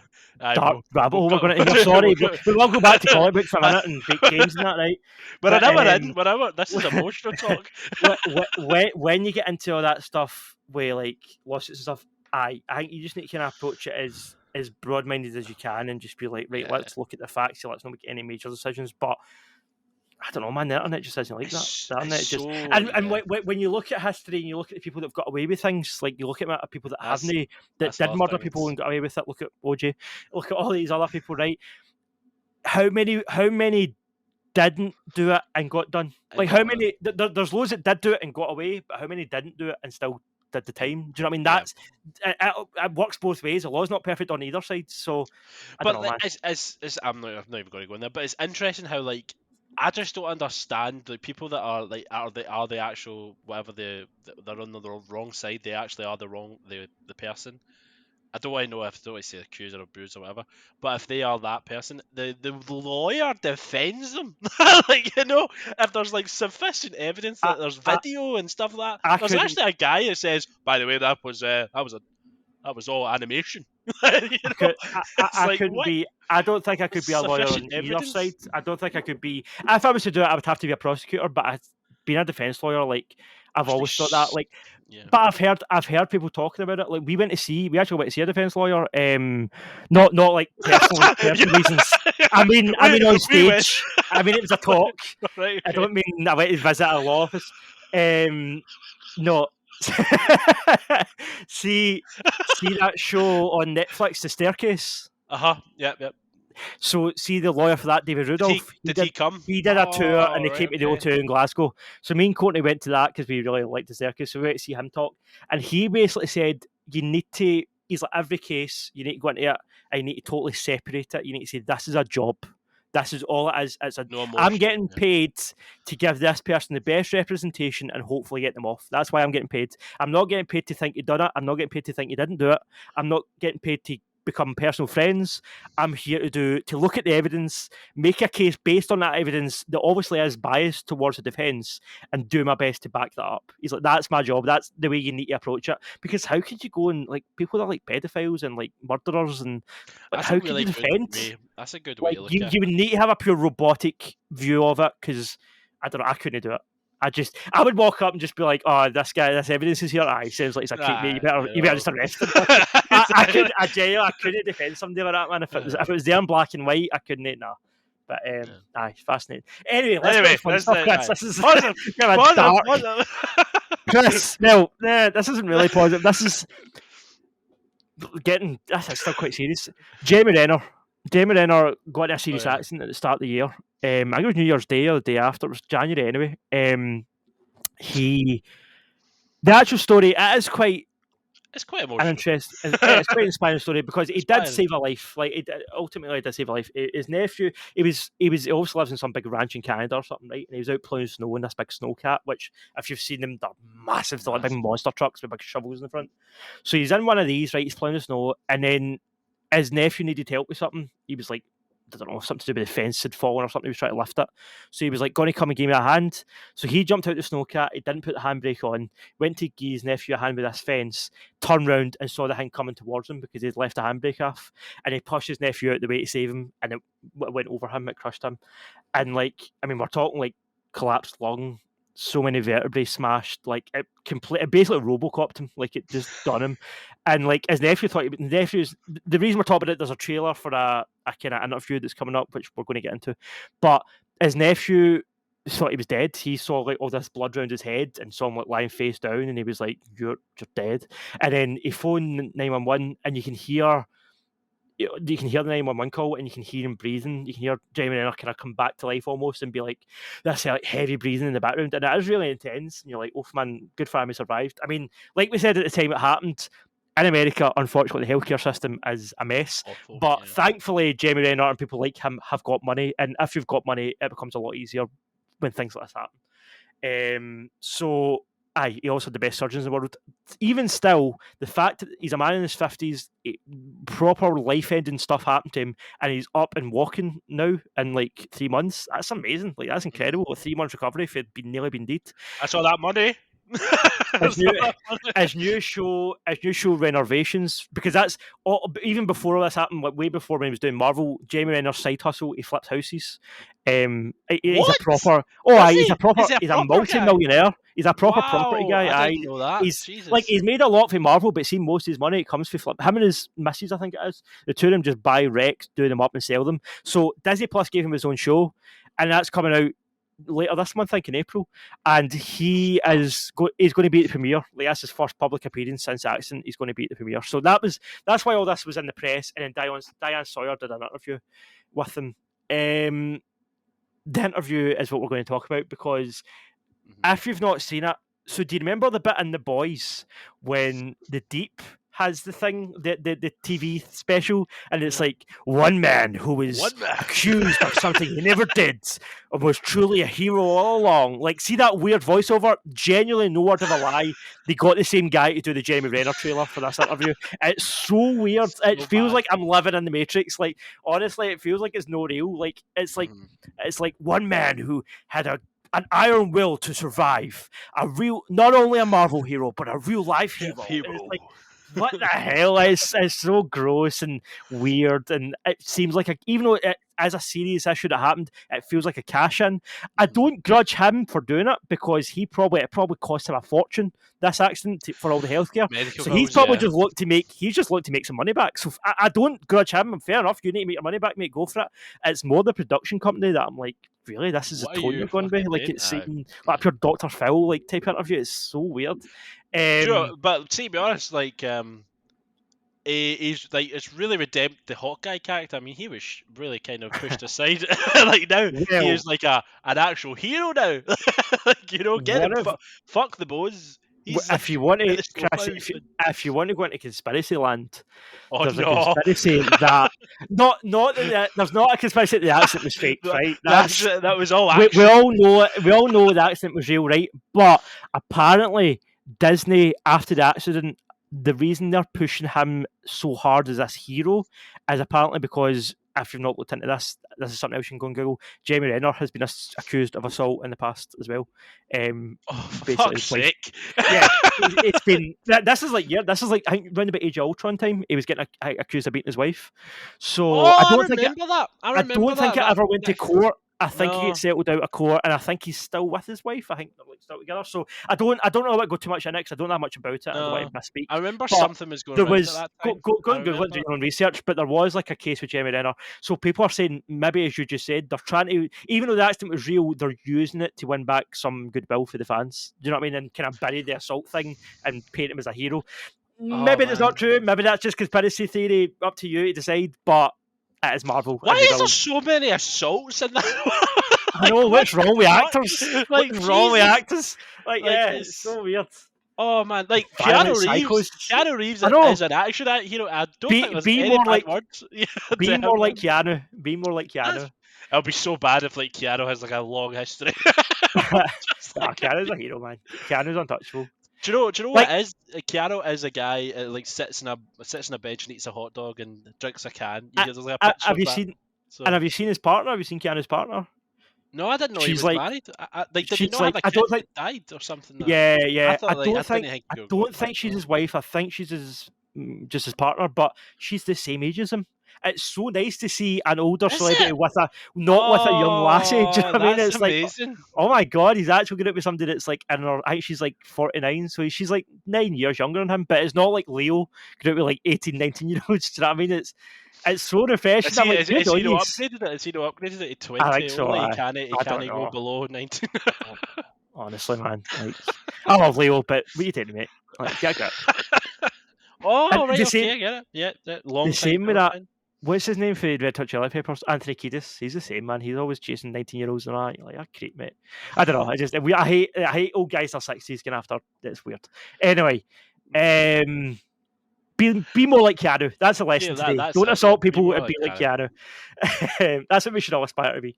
No kung fu and not be a creep. No kung Um, fu. Yeah, that'll lose you. That makes you lose weight and also defend yourself and not be a creep. That's what it is. no, but I mean, at the end of the day, I hope Jamie Renner's all right, and I hope that I don't know, as you said, it Oh, might. What would be cool and would be nice, aside for all the horrible assault things that are rumored, if he's able to come back to a Marvel movie and do stunts again, that would be quite cool because either he nearly died, you know what I mean, and then to be back doing stunts again, that would be a kind of it's a good good sign of thing to say, recovery. like on the when like if a stunt happens and the stunt guy goes, "Oh, Jenny can do that," you know. He's survived worse. Aye, You know, he's good to us. Aye, no, a picture like off a it's cliff, like see what happens. He's got the money. He's got the money to recover. It's fine. you recovered in 3 months. All right, you'll be fine. jump, Just jump, becomes like Av. Jackass. Just becomes like Jackass. Just tie it with rockets and all that. That would make Hot Guy interested. Oh, that's bad. Knock on wood. Right, there we go. Yeah. Hey, I'm Hawkeye. Welcome to Jackass. They just jumps off a building. Oh fuck! I'd watch that. Can't catch me. Oh. Jeremy Renner in character as Hawkeye doing Jackass. That sounds great. Disney Plus, there's a show for you. Oh. After renovations, that's your next one. They could just get like Jonathan Walters doing Jackass as well with them. It'll be all the bad people that have been accused. Aye, get Jonathan Major. And that's the price that Disney make you pay if you're that's what it is. For it. That's the Like, right, get on the show, get the rope out, tie him in the bear trap, put him under the shark. Get the cow coming out. Get the cow. Yeah, get it, Bill. Get it, Bill. Get the bill. Jesus. Right, let's wow. move Yeah, on. I thought this has been we're cancelled now. Next, we're going to talk about games. Right, let's move to games. You can't get talk about games. It's fine. The game industry isn't full of creeps. It's all right. That's right. I know. We're not talking about Activision today. It's fine. We're not talking about Activision. Fine. Metal Gear Solid, Chris. Metal Gear Solid 3. Some brilliant writer on a site called Game Rant wrote this news story. It was me, by the way. That's talking about myself.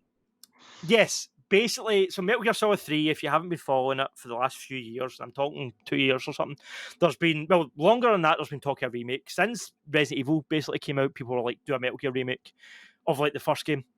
Mm-hmm. And then a couple of years ago, or maybe last year, it came out that a specific studio called Virtuos were like in talks with Konami to do a remake of Metal Gear Solid 3, because it was around the same time that Bloober Team were in talks with Konami to do a remake of Silent Hill 2. The Silent Hill 2 one has since came true. They are doing that. We know that. It's been announced. So this recent thing that's cropped up about Metal Gear Solid 3 comes from a tweet from Andy Robinson from PlayStation. Oh God, what website is he write for? It's a pretty big site. I don't know, Games Network or PlayStation or something. He tweeted the MGS remake is now a 2024. Sorry, Video Games Chronicle, VGC. That's the website he writes for. MGS3 Remake is now a 2024 title, and there is still talk of MGS re-releases of some kind. The E3 window was their marketing plan, the last I heard. Now, we're going to go into E3 in a minute. Yeah, But it looked like, to me, the way I took this was, right, we'd already known, as I said, we're going to go more into E3, but we already knew that PlayStation, Xbox, and Nintendo weren't going to be E3. They'd all pulled out. So it was going to be all your smaller companies like Ubisoft. Well, say smaller. Ubisoft are massive, but and Konami are massive. But you know what I mean? Like, not the big console holders, platform holders. So that I thought this is a good opportunity for companies like Ubisoft and Konami to swoop in and make a big marketing push because they don't have the competition of Last of Us or Uncharted or Halo or they don't need to compete. So I thought this is it. They're going to do a Konami conference and they're going to announce Metal Gear Solid 3 remake. Obviously, that's not going to happen at E3 because it's been cancelled, but we'll get there. But yeah, it sounds like it's in the works. It sounds like it's happening. Chris, I want to bring this up with you because first I want to ask you, do you care about Metal Gear Solid 3 being remade? I mean, I played the original. I did love it. But it's not like I'm more of a Splinter Cell person. Okay. I loved the Splinter Cell. I didn't really get. I love never. both. I never really loved the. I don't know why I never really got on board with Splinter Metal Gear, but I did play it.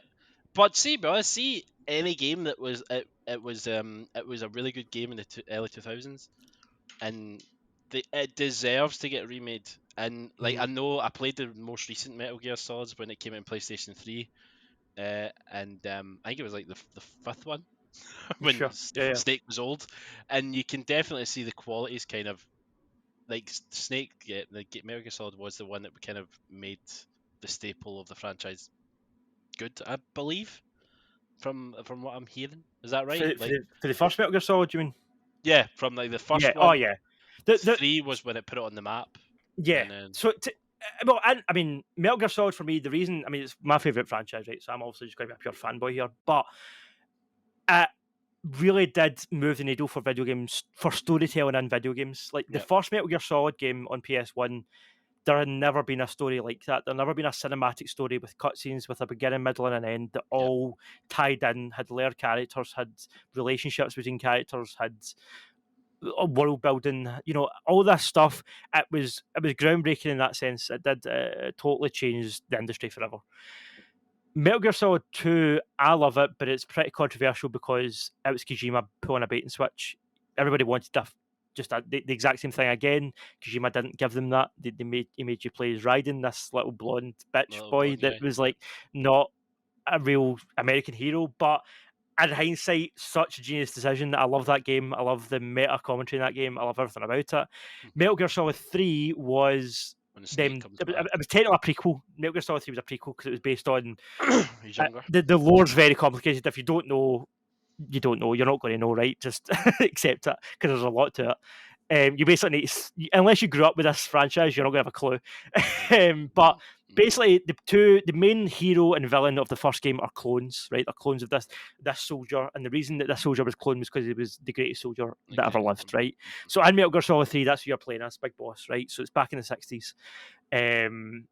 And yeah, Metal Gear Solid 3 broke new ground because it introduced things like camouflage mechanics, and it just expanded on what had been done, but I don't know, it just made it more vast, adding more depth to it. Metal Gear Solid 4 and 5 are my least. I prefer the first 3 to, I think 5. Oh, it was 4 was the old man Snake. Yes. The thing about 4 and 5, especially 5, the gameplay in that game is incredible. The gameplay in 5 is so tight. The shooting mechanics feel so good. It's brilliant, right? The stealth is great. But the story's balls, the story's shit. And it's like, the whole point of Metal Gear for me, the reason I still go back and play Metal Gear Solid 1 every now and again, the reason that I suffer through the stiff, tanky gameplay is because the story's so good. Yep. So I don't want to. I would much rather have a great story and shitty gameplay than great gameplay and a shitty story. Do you know what I mean? And that's what Metal Gear became. So yeah, starting with 3 is an interesting choice because it's the third game, but technically, what they could spin it as is they're doing it chronologically. Like if you're playing the games, because Kojima's like Tarantino, he does everything out of order. So if you want to do it like in order, you would start with 3 because that is the start of the story. It's Big Boss's kind of big major mission where he, spoilers, he has to fight his mentor and like go through certain, has to make certain decisions and whatever. And then you could build the franchise for there because you're starting phase the 60s and then you work up to, I think it ends in like 2020 something. I don't know. You could do that whole like period of time. So, aye, they could totally aim for that. I know it pissed Jared off because Jared was like, "Why did you start with 3? Start with 1." But I think they're starting with 3 and then they're seeing how it does, and then if it does well, they'll do they'll do them all in order. But I also think they better have a team that they really trust and they can really rely on, because I feel like the bar's been set so high by Resident Evil and by Capcom. That's the standard. See if it's any worse than that, don't bother. Like, don't do it. Do you know what I mean? I think they need to hit that, and it's a high bar to hit.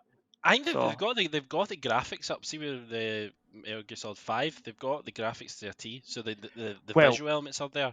So one of the other major reasons that there was demand for this, Konami, because they're pretty money grubbing company. After they fell out with Kojima and he went to Death Stranding, they basically pulled out of games. They didn't make any more. There's not been any Castlevania, Silent Hill, or Metal Gear games since the whole 2015, since the whole fallout with Kojima. They did do Metal Gear Survive, which was a weird zombie game with Metal Gear. Don't know, weird, right? It was weird. I played that. Weird. Didn't feel like a Metal Gear game. Anyway, it didn't. That's not canon. Doesn't matter. I don't count it anyway. So, they've basically been accused of owning all these big franchises and not doing anything with them, like just sitting on them. So, all that they've done with them, really, they own in Japan. They own casinos. Konami own casinos. So there's like gambling. Yeah. So there's like gambling machines. There's like puggies basically, and on the puggy, they've remastered. They've made like a Metal Gear puggy, a Castlevania puggy, a Silent Hill puggy, and like they've remastered the cutscenes for like in like 4K Unreal Engine 5, or like maybe it's the Konami's engine, I don't know, but they've like remade all these so you can go onto YouTube and you can watch the cutscenes from Metal Gear Solid 3 and they look like a next gen game. They look like current gen like graphics, or it looks incredible, but it's just the cutscenes because they've been taken for these they're called pachinko machines, but they're basically puggies. So that's the reason when all that shit came online, there was like posters for it, there was like trailers for gambling machines, which is weird. But when people saw all this stuff, they were like, do a remake. So you've got all the hard stuff there. Well, you've done all the animation.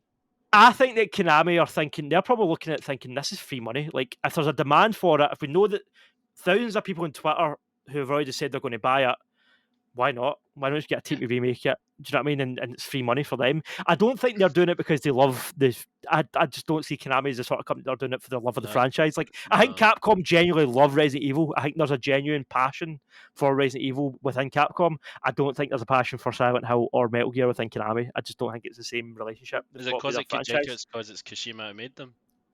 Maybe. Well, Silent Hill wasn't, but there's less. Capcom.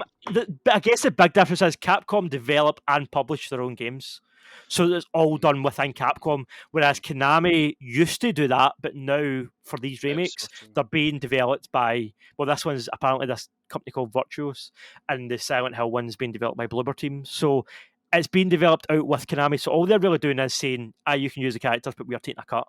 That's basically their involvement. Wow, that would be. They've really reduced themselves. I did not know that. Yeah, I didn't know they're just basically like a lawyer office, and you can use the rights. Pretty much. They did do a Castlevania remaster. It wasn't a remake, but they remastered. Was it Symphony of the Night or whatever the big Castlevania one was? They've remastered that for like PC and that recently, and I think it's on like Switch and stuff. But they've not done anything new like since. Yeah, Metal Gear Survive. It shows there's like a real lack of not leadership, but like a true like belief in story, like the way like Kojima's went off. Granted, he's done weird shit like this, but he's at least thinking, I've got a vision. I want to make this game. There's something to it. Yeah, there's got to be some bit of story in it, and even though sometimes it's a payoff, but it shows that there is a lack of that, and but people now are saying, "Oh, there's money in this. We're just Yeah, going to get him. We're just going to sell off the rights," rather than actually thinking, "Oh, in the future, see if we think 20, 23, 20 years in the future, see if we make a great franchise of like 5 games in those 20 years, people will just keep coming back, rather than thinking we'll just keep beating this dead horse." yeah, And just try to get money. Like what they done with the gambling machines, that's insane. Like yeah, they're putting they realize, oh, people are like just greedy and gambling, so we'll just make them interesting by making, oh, this was a wee yeah. nice wee cutscene. Spend more money with us rather than, oh man, that's really put a really bad light for me for that fucking company. I know. Oh, that's a sin. Konami are just, Konami's I a don't know, bit. they just seem like scum, to be honest. And I also think if you were to do a, we were talking about earlier doing a history of Capcom, I think that would be quite a positive history video to do. I give you were to do one in Konami, it'd be really dark because apparently the crunch in Yes. Konami is really bad. They force people to sleep in the office. They don't let people go home and see their families.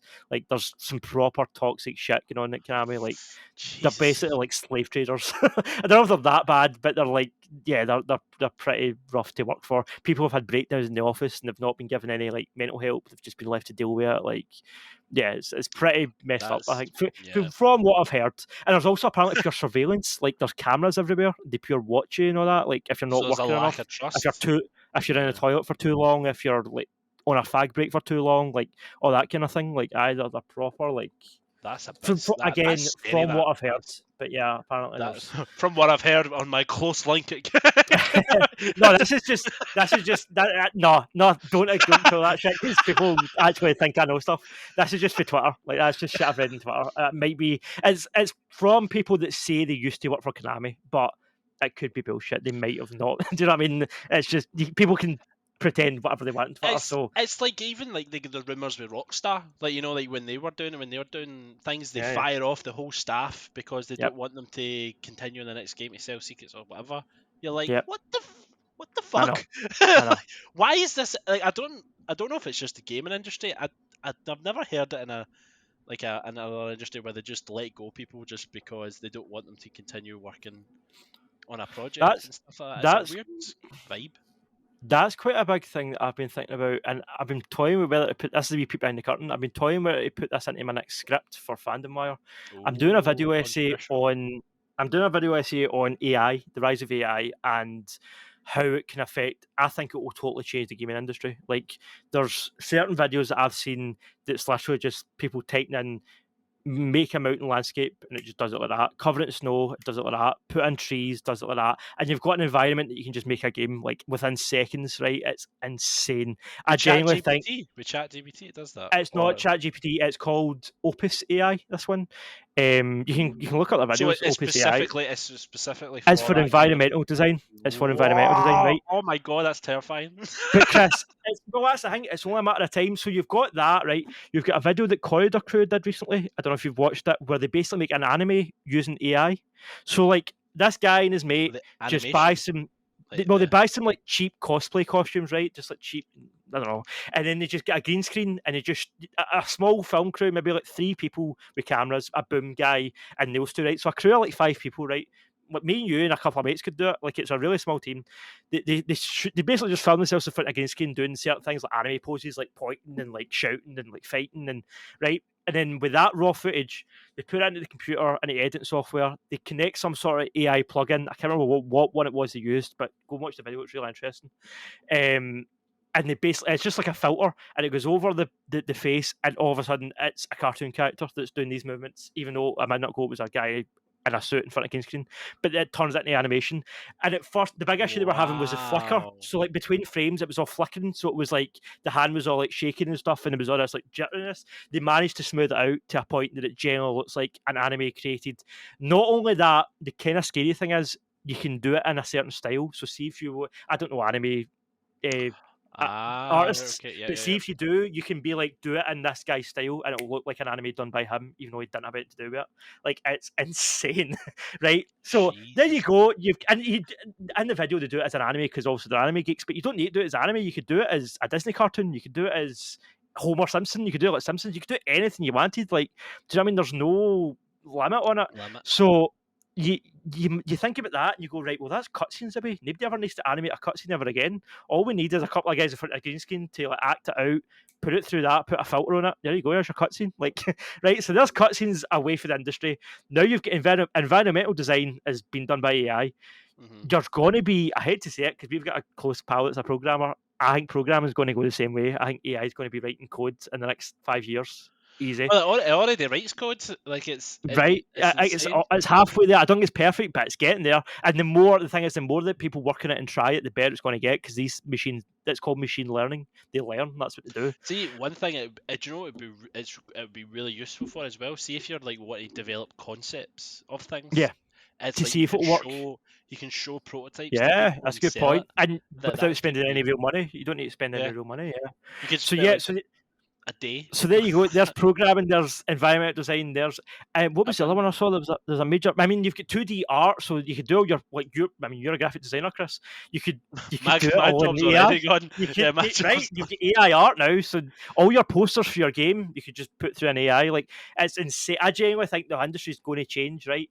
The thing is, right, as much as it's scary for folk like you and me, I guess as a writer, like again, AI can take me away. As much as that is a bit scary for individual people, it's hard to feel bad for big companies like Konami and Activision, these companies that you know are scummy, that you're like, do you know what? I kind of hope AI blows you out the water. I hope Yeah, AI throws ruins you your away. company because, like, I don't know. Maybe that's just me personally, and that's why I don't really like to put it into the script that I'm writing because I think that's too much of a personal opinion to put in. But I just feel like it's hard to feel sorry for Do these you think? multi-millionaire Do you think scumbag it? companies. Do you think like it's came along at an interesting time where all these companies have bought other companies, and there's going to be like maybe an uproar with Well, new indie companies using ChatGPT and outmatching like w- Sony, with Microsoft. without a doubt. So again, this is a kind of big part of what this essay is going to be about. There is a definite 100% chance of the industry, the market changing. Like, see the storefront when you go into PSN or Xbox Store or Steam, it's going to look completely different because the last time this happened, and that, again, this is all going out messy. So I will post that when it's live. It probably won't be live this week, but whenever, because I've not finished writing it yet. Whenever it's finished, I'll share it. Right, at danboy95 on Twitter. What was I saying? The script has a whole section about how the last time this happened was the indie game, like you just said, and about 2009, 2008, 2009, like games like Limbo, Super Meat Boy, the Yeah, first Hotline Miami, like all them started coming on in the PlayStation Store, and I remember thinking, like, what are these like small pixel games like doing on PlayStation? Like, I found it weird at first, and then as time went on, we get things like Journey and Rocket League, and these PUBG was an indie game at first. Like yeah, these indie games that just became pure massive massive hits. titles. So yeah, I totally think you're right. I think the industry is going to change because of AI. I think this is the next thing, like the indie game boom. I think there's going to be an AI game boom that's just going to people that have got nothing more than an idea for a game are going to be able to make a game from scratch without knowing any coding, any animation skill, any art skill. Like they'll be able to just you don't need That's to be able where to we draw. come in. We can You come in don't be and able. make a game. We can make our game that we Well, that's tried ages ago. that's the thing, right? And this is Chris. This is the crux of the essay. Spoilers. I'm just spoiling this whole essay, but anyway, you don't need to go and watch it now. At the end, basically, that's my conclusion. My conclusion is these companies and individuals and whatever, everybody, humanity as a whole, because it goes beyond just entertainment. It goes to finance, it goes to advertising, it goes to healthcare, it goes to education. I don't think there's going to be schools in 10 years' time. I think it's all going to be done by AI. Like it's the world is going to change 100%. Right? I'm getting pure conspiracy here, I but see the I passion do behind think it. it's. I might be a bit, I might be Aye. projecting a wee bit. I may be a bit bullshit. Maybe not 10 years' time. But the point, I still think it's a definitive truth that AI is going to change the way that we work on a daily basis as humans, right? The option is to evolve or die. Either you don't evolve and you shun it and you say, no, this is wrong, this isn't done by humans, I don't want to know. Oh, look, somebody's took my job. Or you use it, as you just said, you use it as a tool, you use it to be inspired. You take this software, you read about it, you read into it, and then you go, right, I'm going to try this. I've got an idea for a game. I've got an idea, even just for like an essay, like or a screenplay. I've seen guys on YouTube that use it to help them write a screenplay, like to give them an idea for where to go next, and like there's all sorts of ideas you can do with it. And I think that's how somebody said on LinkedIn, I think it might have been, I don't think it was Elon Musk, but it was some big industry person said Uh there's going to be like so many more trillionaires in the next, or like maybe not trillionaires, but like, because I think Elon's a trillionaire, but like at his level, like Jeff Bezos, Elon Musk, apparently according to this analyst, he's like there's going to be so many more people up there higher. wealth wise because of AI. People are going to start whole companies based on AI, and it's going to be huge. Like it's going to absolutely take over. Like the market and the stock market's going to change, and like everything's the world's going to genuinely be like, what the hell? And it's happening so fast. Like, Yeah, see, we're not just going to since see it. It'll go like that. that's the other thing about writing this essay, Chris. See, as I'm writing it, every day I research it, I go to write a bit more. There's something else. Honestly, it's nuts. Like I was halfway through, I was nearly finished, and then you know how the Unreal thing. Have you seen that? The Yep. Unreal. So they did a An Unreal. thing where they had an actress on stage with an iPhone, right? Not even a camera, just an iPhone on a tripod, and she does this performance where she's like, it's just like a wee short thing where she's like, sometimes I'm scared, and she looks scared, and sometimes I'm angry, and she does a few faces, right? And then literally within, I think the whole video is like 5 minutes long, so within about 3 minutes, they've turned that into an animated character. They've took her facial movements from an iPhone camera and put it onto a 3D character, and the 3D character's doing the exact same face. Like it's a wee bit like not perfect, like our lips maybe a wee bit like not exactly the same, but generally you could tweak it in about 2 seconds and it would be smooth and it would look incredible. And like again, that's just another example of the industry changing. Fortnite is totally changing. Fortnite's, I mean, we all know Fortnite's in my opinion, it's a kids game. It's a battle royale for kids. Mate, Fortnite's about to become like a sandbox. You can make Dark Souls in Fortnite if you want. There's Really? there's this thing called the Unreal Fortnite editor, and it's if you've got a PC, and it's all free by the way. If you've got a PC, it's powerful enough. You can download Fortnite and you download the Unreal Engine. You connect them via a plugin, and you can change a Fortnite map like a sandbox as someone else is playing it on PlayStation. So you can build a whole environment, you can use terrain, you can put in objects, you can give them guns, you can give them costumes, you can make them look like John Wick, you can make them look like Batman. Wow. You can use everything that's already in Fortnite, right? So all the characters and all the skins and all that you can take for Fortnite. Or because it's through Unreal, if you can model it in 3ds Max or Maya, then convert it to Unreal, you can put that in the game as well. And again, you don't need to know anything about coding. It's basically like a level editor, but it's allowing you to build a game from scratch. Like it's insane. And the only limit is it's all within the Fortnite engine, like as opposed to the AI stuff, which you could really transfer that into any engine, like Unreal, Unity. Big thing though, Unity, talking about them, I'm getting carried away. I'm just spoiling my whole script here. Unity have introduced a plugin for ChatGPT.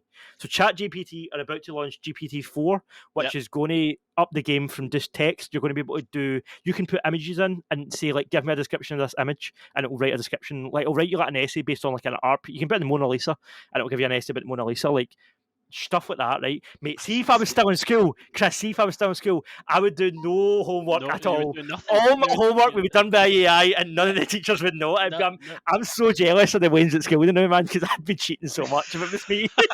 no. Not even funny, man. So would I would just be all the math problems, just get AI to do it, mate. I It'd know. be so good. Say, see if you can take a photo of a math problem and you actually like, and You you can- just put it in. So It gives you you can't answer. do that. You can't do that yet. But see, ChatGPT 4, which is the next upgrade, I think it's coming out at the end of the year or something.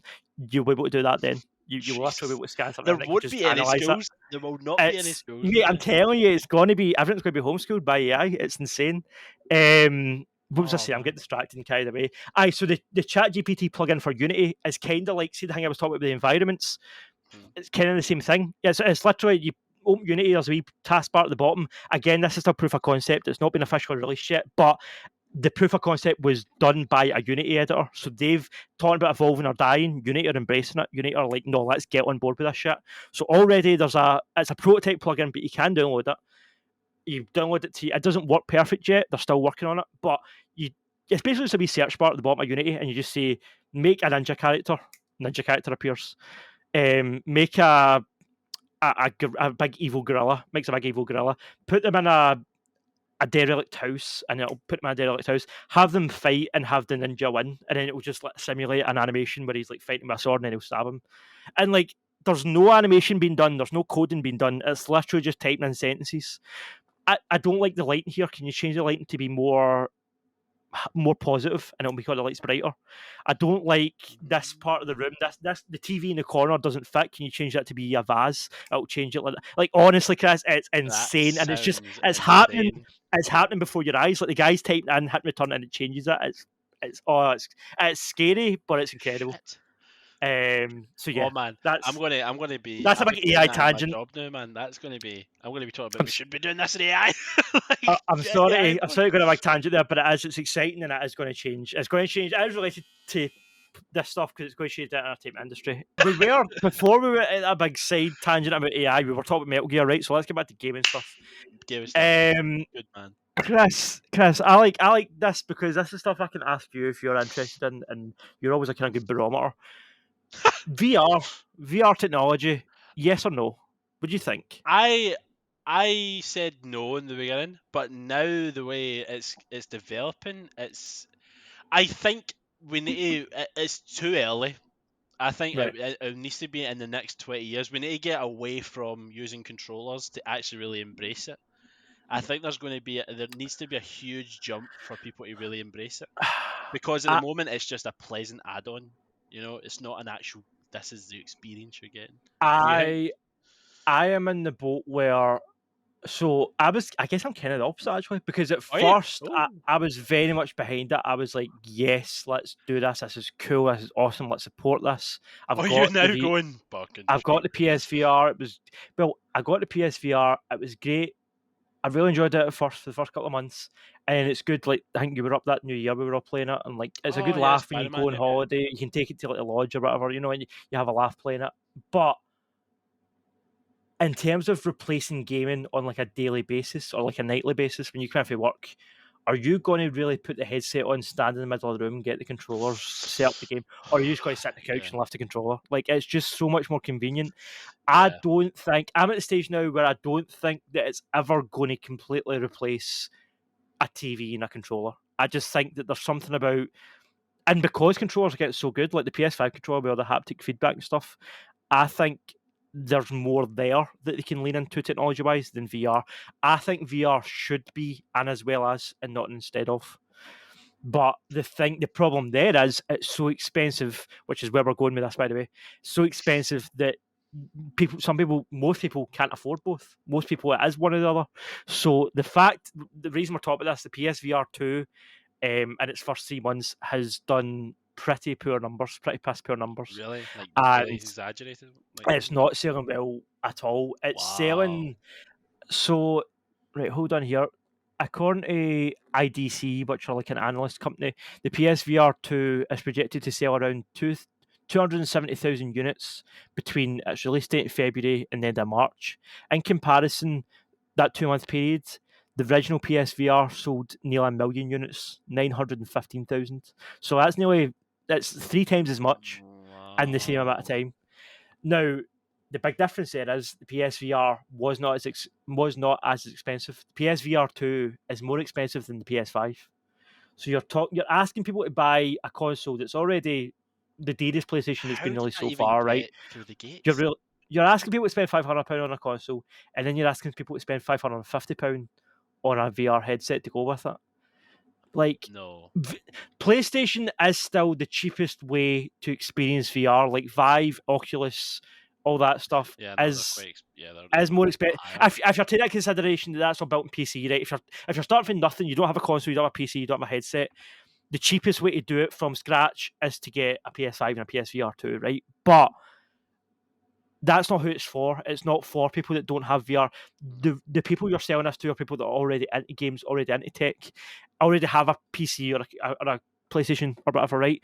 Mhm. Asking those people to spend more than they've already spent on the console isn't a good sales pitch. No. Like it just doesn't work. Shouldn't have. Say what you want about Vive and Oculus being expensive, and PC game in general being expensive. PC gamers are I think, are more willing to part with money for technology, and I also feel like there's still not as much. A PC VR headset isn't more expensive than a PC. It's still Mhm. cheaper than a PC, whereas PlayStation's is more expensive than a PlayStation. So there's a disparity there. I think. Do you know what I mean? There's I think, definitely like an early adopters method, like the people that are really wanting it. It's one of those things with the Google Glasses as well. Like they thought, oh, they're going to be connected to the internet through your glasses, and you're going to control yeah, all yeah, that. It's all great, and but in concept, yeah, reality, it's like 20, 30 years off. yeah. Like it's not going to.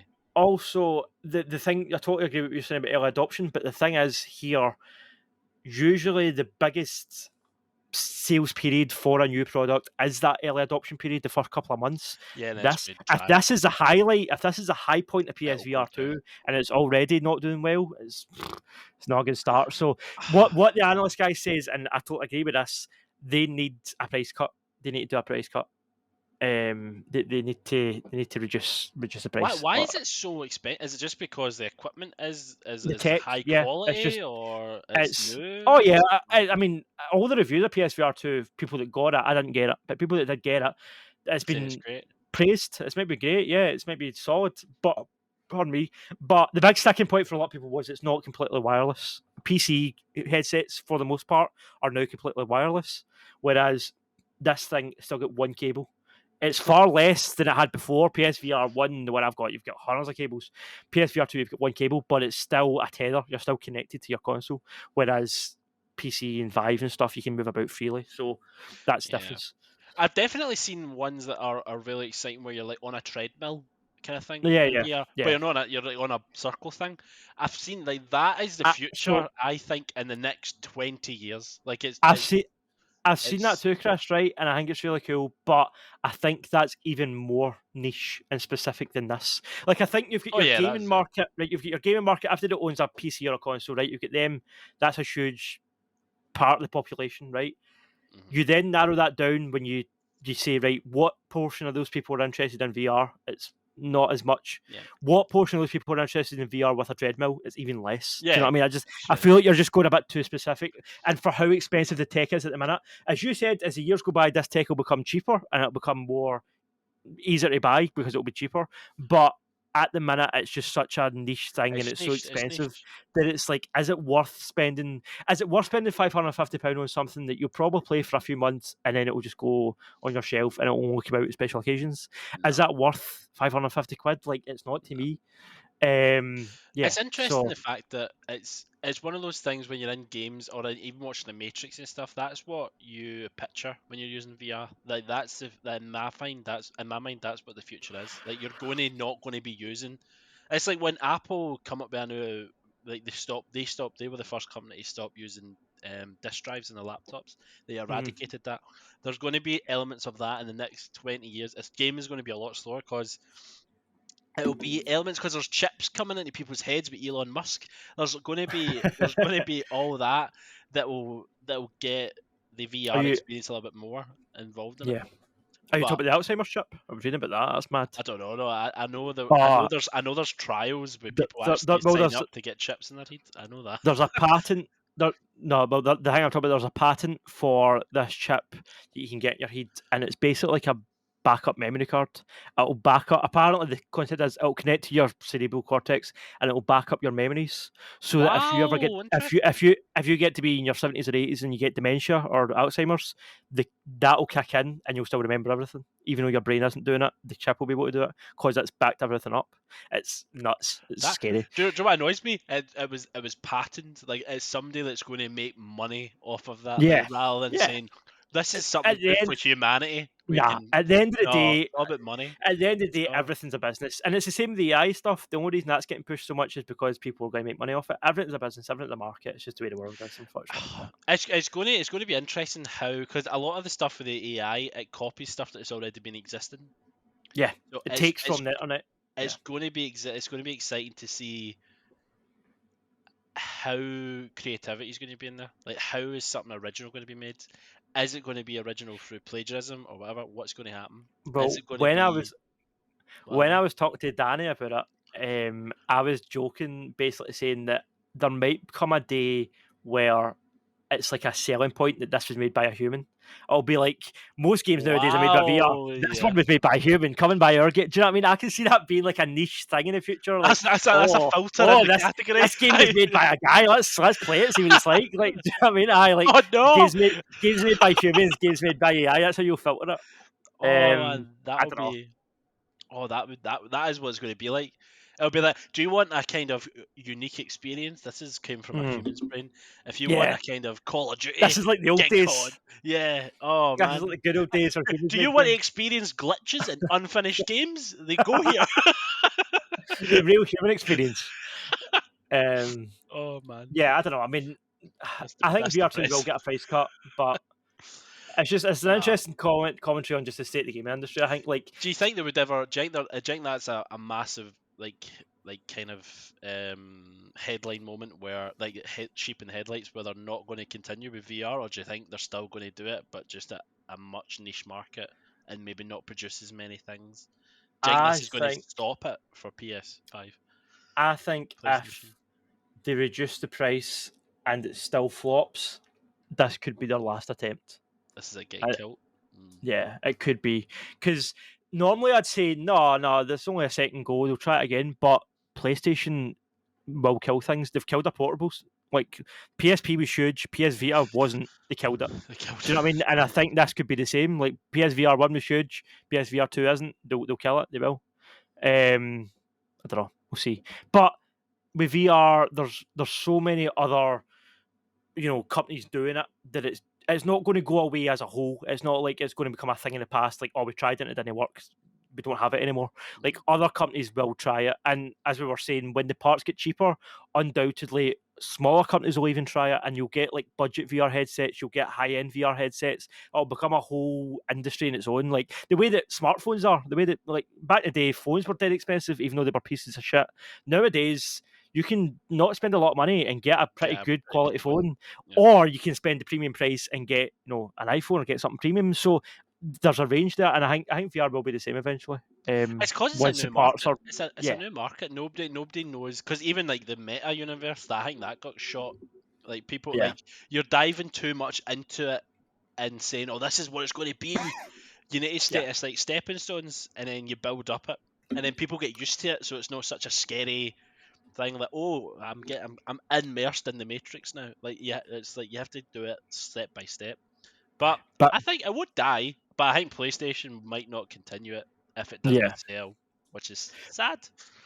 but Um, by the way, just as a wee aside before we move on, that news story about the VR2 that was also written by a very handsome writer who's very talented from Paisley called Daniel. I, I'll link I them. was wondering where you were going.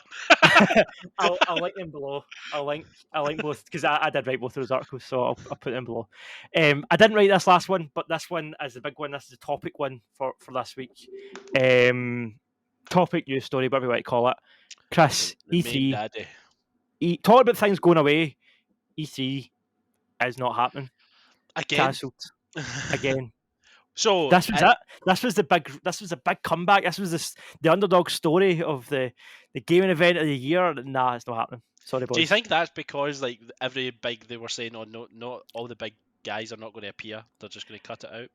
So the way Or it worked, the reason I opened this news story was because I wanted to try and read what order things happened.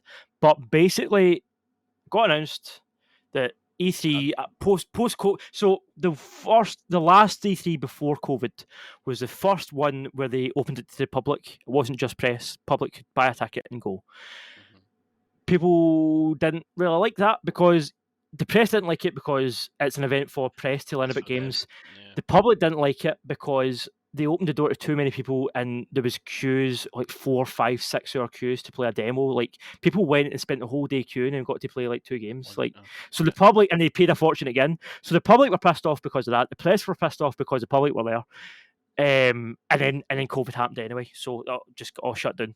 So that was fine, was what it was. And then they were like, right, 2023, world's back to normal. We've all got our vaccines, our masks, or whatever, right? So, let's go for it. And then the big three announced that they say, listen, boys, the industry's changed because it has. Gaming market a game is completely different from what it was. E3 used to be The this main season daddy. Yeah. to announce your game. If you had a big game, that's where you went, you showed the world, and you made a fortune, pre-orders, and all that shit. Nowadays, and especially because E3 went away for a couple of years, PlayStation and Xbox realised, Got their own. and Nintendo, we can do this ourselves. We don't need to spend a fortune flying all over advertising people to a big stage in LA and Yep. building a big set and all. We just need to do a live stream. Like we can just do a live. Well, we can literally do it in like a couple of hours, like just behind With in a front of a green green screen screen, and just show that's it. trailers. That's all you need. So that's what they've been doing. And yeah, the big three basically went, why would we come back to E3 when we can just we've established that we're not losing anything sales wise. We're still selling as many games, and we're saving a shit ton of money, marketing those games. So it just makes sense. So that was fine. And like I said, when we were talking about Konami, that this was the opportunity for smaller, I say not small, but smaller companies to swoop in and sort of take the spotlight. But then they started pulling it one by one.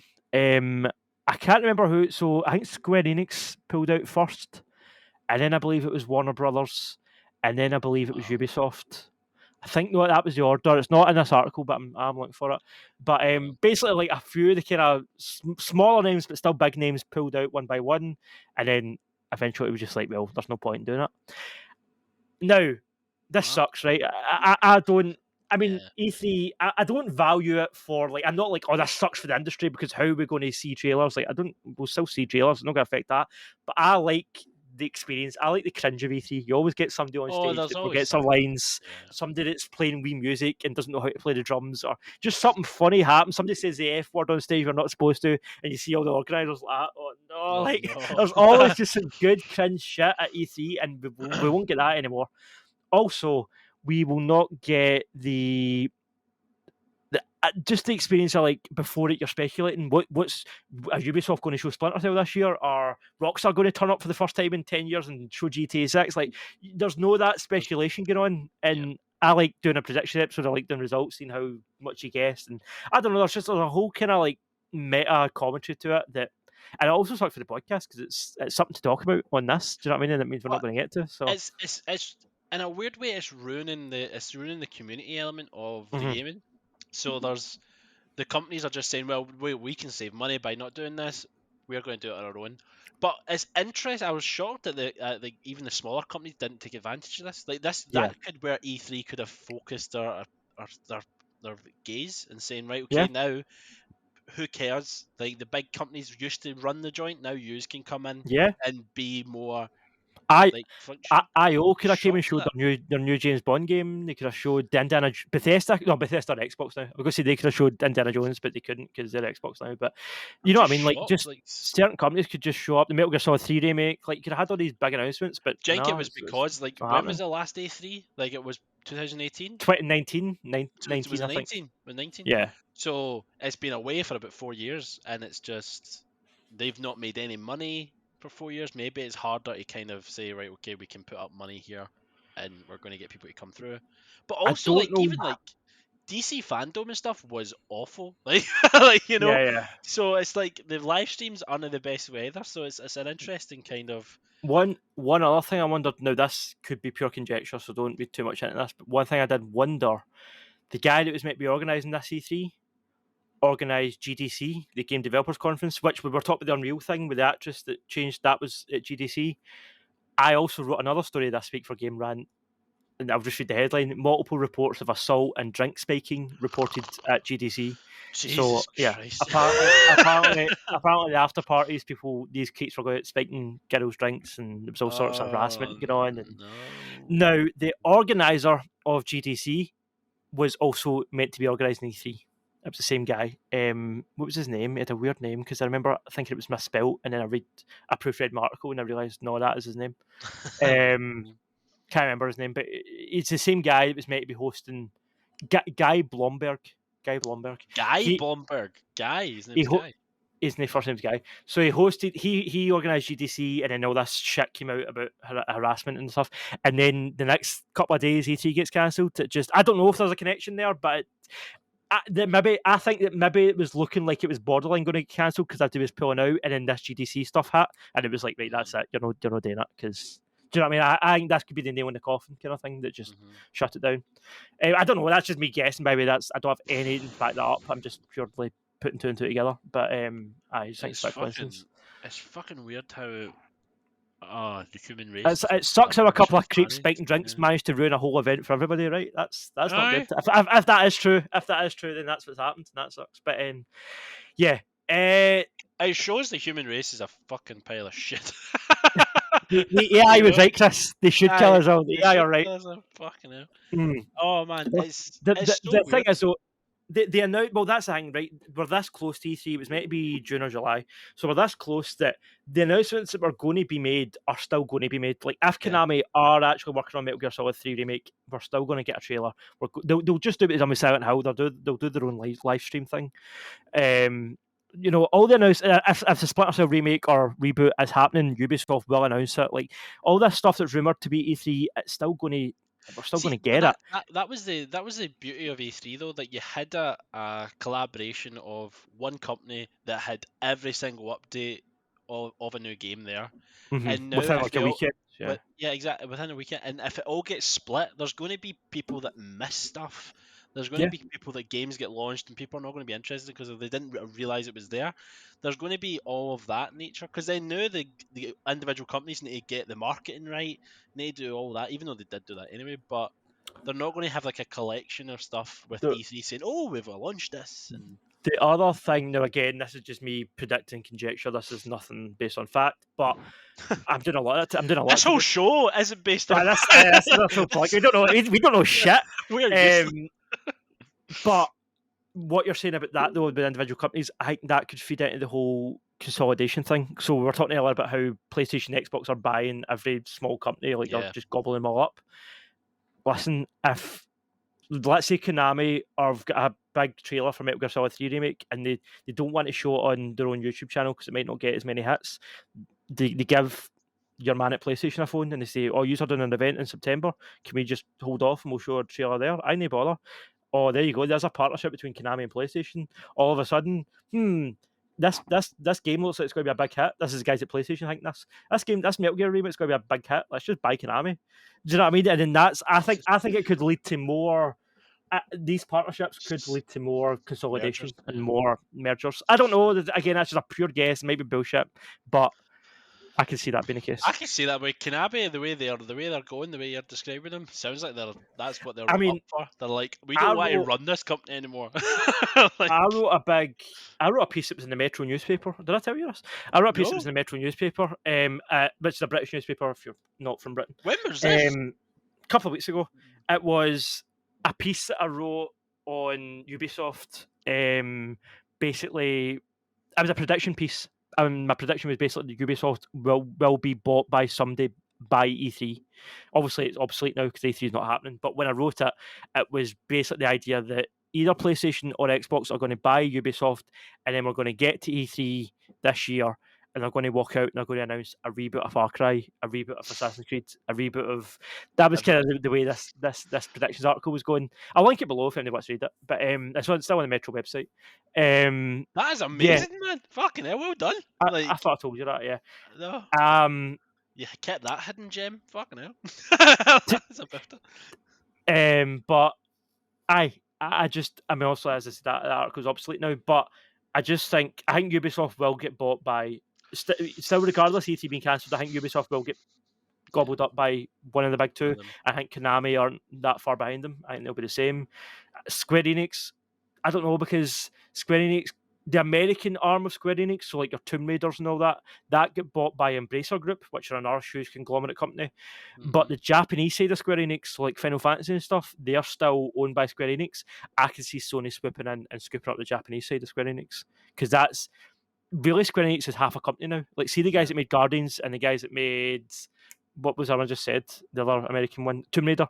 They are now owned by Embracer Group, but the guys that make all that there's Square Enix, the Japanese arm, is a huge side of the industry, and it's kind of like the leftovers at this point. So Sony would probably get them at a pretty good price if they just swooped in and took them. Do you know what I mean? I can totally see Sony taking Square Enix over the Japanese ones anyway. There's good elements of that. Like I can understand the aggression that Sony would do that because they need more exclusives to that platform. Blah blah blah. I can see that, but it's also a good positive in the sense of they've potentially got a good. I'm not going to say a good company, but they've got a good platform to do it in. But I don't know. So for what I'm reading into it right now, Sony are kind of scrambling a wee bit, and I don't think they need to be. I think they're actually they're scrambling in like desperation, like to grab everything. They're desperate to stop this Activision purchase going through. So Really? What? Yeah, they're fighting Shit. it at every single turn. They're basically arguing that if Xbox own Activision, and then if eventually the game they're using is Call of Duty, because I guess it's probably the biggest game in the world, they're trying to say that if Xbox control Call of Duty, it will change the industry in a way that's unfair to every, not just Sony, but every competition. Because they could Like, make that exclusive to Xbox, and yeah, they could basically do what they want. And then Xbox were like, no, we'll give you a deal. We'll give you no, no, like no, no, we won't do that. so Xbox they did strike a deal with Nintendo because Nintendo were fighting them as well, and then they said to Nintendo, "We'll give you COD for 10 years," and Nintendo were like, "Fair dues, just go through it." They approved it. Really? Aye, Wow. they took the deal. For 10 Sony were years. like, "No, get up, you 10 years isn't long enough. We're no taking that." So that's why it's still getting fought. It's also weirdly mostly in UK courts it's getting fought. The American it seems to be going through. It's more British courts. Um, For them though, like fucking hell, like they I should did I should be did do an fighting for article on that. this as well on Game Rant. I'll link that below at some point in description. But aye, basically they're fighting at every turn, and it seems like they're very very desperate. Now I agree with them that 10 years in the gaming industry is nothing. Like Yeah. really, Call of Duty will still be a huge franchise in 10 years. It might look completely different, but they still shouldn't take that deal. But I don't think they need to be panicking and blocking as hard as they are. I think see if they were just to get a few solid developers under their belt. I'm not even talking about huge companies like Activision. Just even like I don't know. I mean, I don't know what the stock market's like, but Konami can't be like that. They've made enough mistakes. They can't be too expensive to buy right now. Buy Quantic Dream, like just outright buy Quantic Dream as a first party instead of being a third party, a triple. What do you call it? Aye, like a third party exclusive, make my first party exclusive. Like, Mhm. just buy the companies that are just like kind of like on the outskirts of Sony, just bring them in. Square Enix, the Japanese arm, there you go, you've got your Final Fantasy, that's another huge franchise. Like, they can scoop They up can these do that. franchises and they can give Xbox a good run for their money because Sony, in terms of numbers, Sony are absolutely killing Xbox in terms of sales.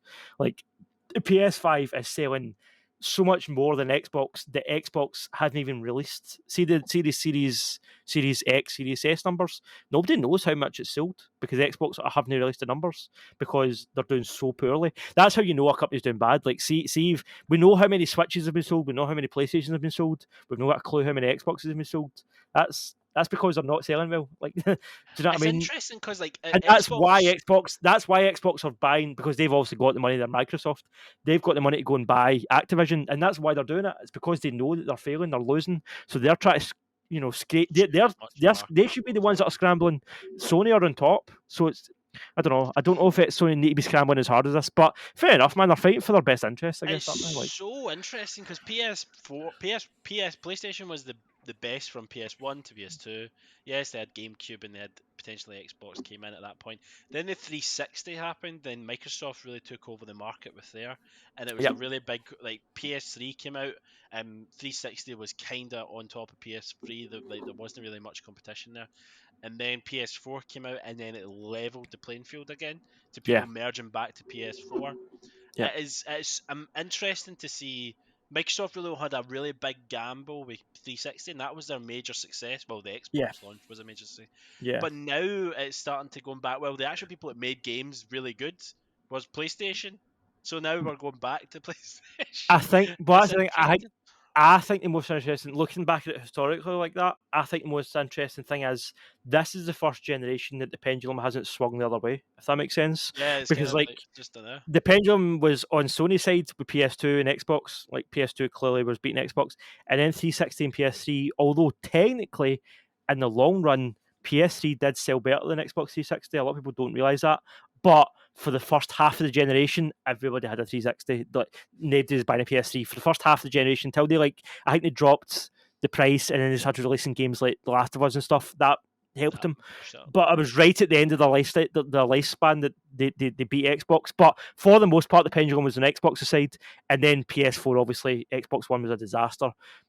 The pendulum, as you said, was well and truly Yeah. on the PS4 side, and now I think Xbox probably were looking at that and went, right, well, it's your turn to go to be on top. Like, they've PS4 won last generation, now it's their turn to win. Oh shit, PS5 still winning. Oh shit, what do we do? Do you know? And I think that's what spurred them to go and buy Activision and buy Bethesda. I think that's why those deals have been made, and now Sony are panicking. But I just See, it's so interesting. Like, see, Microsoft is at the heart, core, a software company. right? And Yeah, they're buying companies that are making games and hardware companies that are not really like really realistically. The Microsoft stuff has been kind of shite with the hardware, like the Surface and stuff like that. I know we're going into weird technical stuff, but they're not really known for quality. They're really known for quantity. So sure. it's interesting how they're just buying all these companies just to saturate the market, saying, "No, Microsoft is you need to use the Microsoft product to get these games." Like even in my PC now, I have to be connected to my Microsoft Oh, account, I hate that shit. I hate that which is shit. connected to my Xbox, and I'm like, I've not used Xbox in about 5 years, and I'm still getting like messages from them. Well, It's like, oh, why is some this happening? something else that I heard, and again, this is a rumor. The rumor is that if Xbox buy, no, sorry, if this deal does get blocked, if they don't get to buy Activision and it They're going to fails, buy PS, buy no, PlayStation. there's a rumor that Microsoft are going to sell Xbox. Apparently, Wow, Microsoft are, and again, I think that shows you how much Xbox must be losing them money if they're actually considering. Again, I don't know if this is true. It's just Twitter wow. conjecture. It might not be true, but I read on Twitter that if if Microsoft can't get this Activision deal through, they're going to consider selling Xbox off to another company. So another company could buy Xbox. Wow. Again, might not be Who true. It would? might. Who could? Like, I know who's. That's why I'm wondering who that Amazon, Netflix, like who. Do you know what I mean? It would need to be a big Apple, maybe. Like it would need to be a big Disney. I don't know. It would need to be somebody huge. Like shit. Oh, that would yeah, really change the market because it would be or maybe somebody interesting. like maybe somebody like Take Two, them that own Rockstar. They're huge. Or Tencent, or the big Chinese company that own like loads of. I, I don't know. It could be a few of Imagine them, I guess. But Rockstar owning fucking. Rockstar and Xbox. Oh, that would be interesting. Um, Also, what I could see happen, I was maybe going to save this for a later episode, but I'll just briefly go over it because we are Gives a wee bit of running in. spoiler. Gives a wee bit. Xbox Game Pass is one of the big things I think that's keeping Xbox stay afloat because Game Pass No matter transitions the between yeah. PC and your console, and a lot of games come day one to Game Pass. And as much as I'm a PlayStation guy, Game Pass is clearly a better service than PlayStation Plus, like no question, right? But what if Xbox's sweet deal here for PlayStation is we'll give you COD for 10, or maybe they'll extend it, they'll say we'll give you COD for 15 years, 20 years, whatever, and we'll give you Game Pass on PlayStation. Like if you could imagine opening PlayStation, paying, they could split the revenue. You know, PlayStation gamers that play on Game Pass, you could have a split. I don't know what the split would be. They can negotiate that, but say it was 60-40. You know, 40% of the revenue goes to PlayStation, 60% goes to Xbox since it's their service. But hey, we're both making money here. And then all of a sudden you'll be able to play Xbox exclusives on PlayStation, but through Xbox's streaming app. That could be a possibility, I So think. are you talking about merging Xbox and PlayStation Plus together? So it'd be one I service. So it could go I either think way. no. I think they would still be their own thing because I think Sony still want to keep. I don't know how that would be the sticking point. I don't know how that would affect subscriptions to PlayStation Plus because people might not want to pay to subscriptions. I pay to, but not everybody does want to. But I'm in the fortunate position that I've got a PC and a PlayStation. I know that not everybody's as lucky as that, so I also appreciate that. The point is though, if you're able to, so you need PlayStation Plus to play PlayStation games with your friends. So if you've got a big PS game That's the that's an online. exclusive, That's the online then game. you need PS Plus. But you can play Xbox exclusive games, say like Call of Duty, if it does ever go exclusive, you can do that through Game Pass, but on your PlayStation. I don't know. I think that could be a workaround. I think I could see Game Pass come to PlayStation in the next, maybe not soon, but maybe in the next 10 years, 5 years. Mm, I could see Game Pass being on PlayStation. I don't that's an know, and interesting. and I think that would also change things as well going forward. But I will see. We'll It see. shows how much power is in with two companies. It's like that is going to change the revolution. And then if Microsoft do say right, well, we don't want Xbox anymore, Yeah. like that would change the relationship between Xbox and PlayStation dramatically if Microsoft sells off that. I think PlayStation would be the take But over the whole that's market that way. you're probably right. But that is the other thing. I agree that competition's a good thing, and I don't want Xbox to fail because I think they should be pushing each other to be better all the time. That's how we get good Good good stuff. consoles and good games, right? But I also think that I've heard people on comment sections saying, "Oh, if Microsoft sell Xbox, maybe Sony will buy it." Sony, from what I've heard, Sony don't even have the money to buy Ubisoft. Well, that's the reason that it's maybe not they're not going to buy Ubisoft. Apparently, Sony can't really afford that. So, but that's the thing. People keep forgetting. People think that just because Sony are winning the console war, that they're a bigger company. Like, we're still talking about Microsoft. Microsoft are like one of the biggest companies in the One world. of the Sony are biggest companies. nothing. Yeah, Sony nothing are compared to them. nothing compared to Microsoft. Like, it's not even funny. It's like that scale map when you see the sun next to a planet and it's like a tiny wee thing. That's PlayStation and Xbox. Like, it's not even comparable. Yeah. But aye, so even if Microsoft were to put Xbox up for sale, PlayStation couldn't make a bid. Like, they couldn't afford it. No, I don't no, think. they wouldn't even be able to. So Because they would regardless, want to make a lot of money. Like they would want to make a lot of money back from selling Xbox if it is going to get sold and they're not making as much money as if they want. They would want to make a and profit. also if I guess if Sony owned both PlayStation and Xbox, like, it would just become a monopoly. They could charge whatever they wanted for games. Like, there Yeah, would be no. there'd be Do you know what I no. mean? It would be boring. Like, and it would be expensive, and it would just be, no, don't do that. I hope someday. I hope. I mean, I don't know if I hope this deal goes through. I would. Best case scenario, I guess, would be if this deal goes through, but hey, we'll give you Game Pass on PlayStation, because that way, right? The reason that PlayStation are arguing that PlayStation are basically saying that Xbox are taking COD away from us, and that's going to affect Everything. the whole industry. So the way around that is, right, we're taking COD away from you, but we're giving you Game Pass, and through Game Pass you can play COD, but we get a cut of that money, and then everybody's happy. I don't know. I think that would be the best compromise. I think that way Xbox can keep succeeding because they'll have the COD license, they'll have all the Activision games. PlayStation can keep Still a thriving risk. because they've got the exclusive and they've got their Game Pass access. It's still a It's a dodgy road win-win. though. But it's no 50-50. Like PS4 will be like, well, we're not getting. We used to get 100% of COD sales because they used to come into our Yeah. service. Now we're getting Yep. 40% of every COD. Okay, no. But that's why I'm saying PlayStation, Xbox would then need to offer a cut of the Game Pass subscription money to PlayStation if you're playing Game Pass on PlayStation. Like, see if you open up your PlayStation, you open the Game Pass app, and then you subscribe a year for, like, I don't know what it is, 80 quid, 70 quid, whatever it is. Maybe 30 quid of that goes to Sony and the rest it goes to Xbox. Do you know what I mean? There would have to be some sort of deal there, I think, which is where the nitty gritty lawyers need to get involved. And, like, there's big, it'll take ages, it'll take years, like, it won't happen soon. None of this legal shit does, but Interesting. it's just interesting to speculate where the industry's going, I think. But anyway, it's scary. I think that's what said all we need to say about RIP E3, I guess. I know, bye To be fair, one last thing I might cover is you asked me before we started rolling if I think E3's gone forever. I hate to say it, Chris, but I do. They haven't said it yet. They haven't said it yet. But, well, why would it, like, Do you think I think every it depends. convention, Jink, this is the start of No. every convention? Lewis? No. Oh, shit. That was, oh, God, I'm glad you said that because that was the big thing that reminded me. Your man, Jeff Keighley. Oh, God loves a hustler, man. Jeff Keighley. Yeah, I don't know if you don't know Jeff Keighley is. He does the Game Awards shows and he does the Summer Games Fest.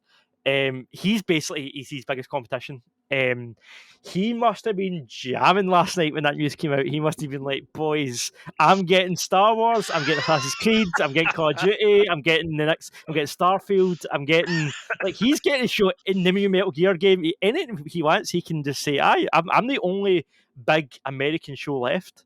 Like, there's still the German one, Gamescom, and there's still the Tokyo Game Show in Japan. They're both big shows. But other than that, it's Jeff Keighley. So he's jamming, right? He's buzzing the now. And he put up a thing on Twitter basically like, oh, RIP E3, had a lot of good memories here. Here's me my first E3 in 1994, 1995. And it was just like a basically like, it was a nice message, but it was also I'm being like, get up, yeah. And it was literally like, I think it was like half an hour after the news broke, he put that up, and I was like, Jeff, God loves a hustler, man. Good for you, mate. And then I think he actually did put in the comments, he was like, well, onwards and upwards, see you all at the Game Awards at the end of the year or something. They put up something that's kind of like, not snarky, but just like, I think he was trying to be positive. I think he was trying to be like, the way he was framing it was like, oh, don't worry, I'll still give you a show, but it was kind of almost like, I'm getting all the games because I've only one show left. Ha ha ha. Talking about monopolies, man. Like Jeff, going mad with power. Nah, I don't know, man. I like Jeff. I hope he does well. It's And sad. It's sad. It's if gone. he's the Though. only person, I mean, he He's organises the it and left one hosts it. He standing. does a lot of legwork, and if he's the only one left standing, then he must be doing something right. Good on him. Good on him. I mean, yeah, I don't see any. There's not really a massive big effect with the companies. It's going to be a big loss for us. Like if Yeah. one It's going to be a one loss for the people that yeah, like to talk about it. The conversation round games, yeah. rather than But we're the with companies won't lose profit, but with that said, we will be here to talk about Metal Gear Solid 3 Remake when it's officially announced. We'll be here to talk about the Game Awards oh in yeah, we'll December be when they here. happen. We'll be here to bullshit and give you more nonsense on the Pop Shop podcast. So We'll that's not also changing. do speculation episodes every month, just because Aye, these fucks based on don't look. absolutely no information, just Yes, based on their own bullshit guesses. and Just Twitter, of guessing. course. And Twitter, the most reliable source. But yeah, listen, It's worse than Wikipedia now. Twitter, like as fuck. I'll Oh, put all anyway. the links to everything we spoke about in the description and all my Game Rat stories and whatever Fandom Wire essays and stuff. Last week's episode with me, Massimo, and Jared that I spoke about at the start will be Will uploaded be by the time you hear uploaded. this, and it will be below. So check that out. Give us a subscribe to the channel, give us a like on Facebook, follow us on Twitter, follow me on Twitter at danboy95, Instagram, Jared's handling all that, so go and follow that because Jared's Jared's funny. Jared's got good part. He's good points. Aye, and I'm sure he'll be back next week. He's got COVID now, so hopefully he's doing all right. I But know. listen, we'll be back next week with Pray for him. the boys to talk nonsense. But until then, Daddy's got a brand new SmackDown. I was waiting for that. I almost forgot. I was like, is he going to say it? How can I forget it?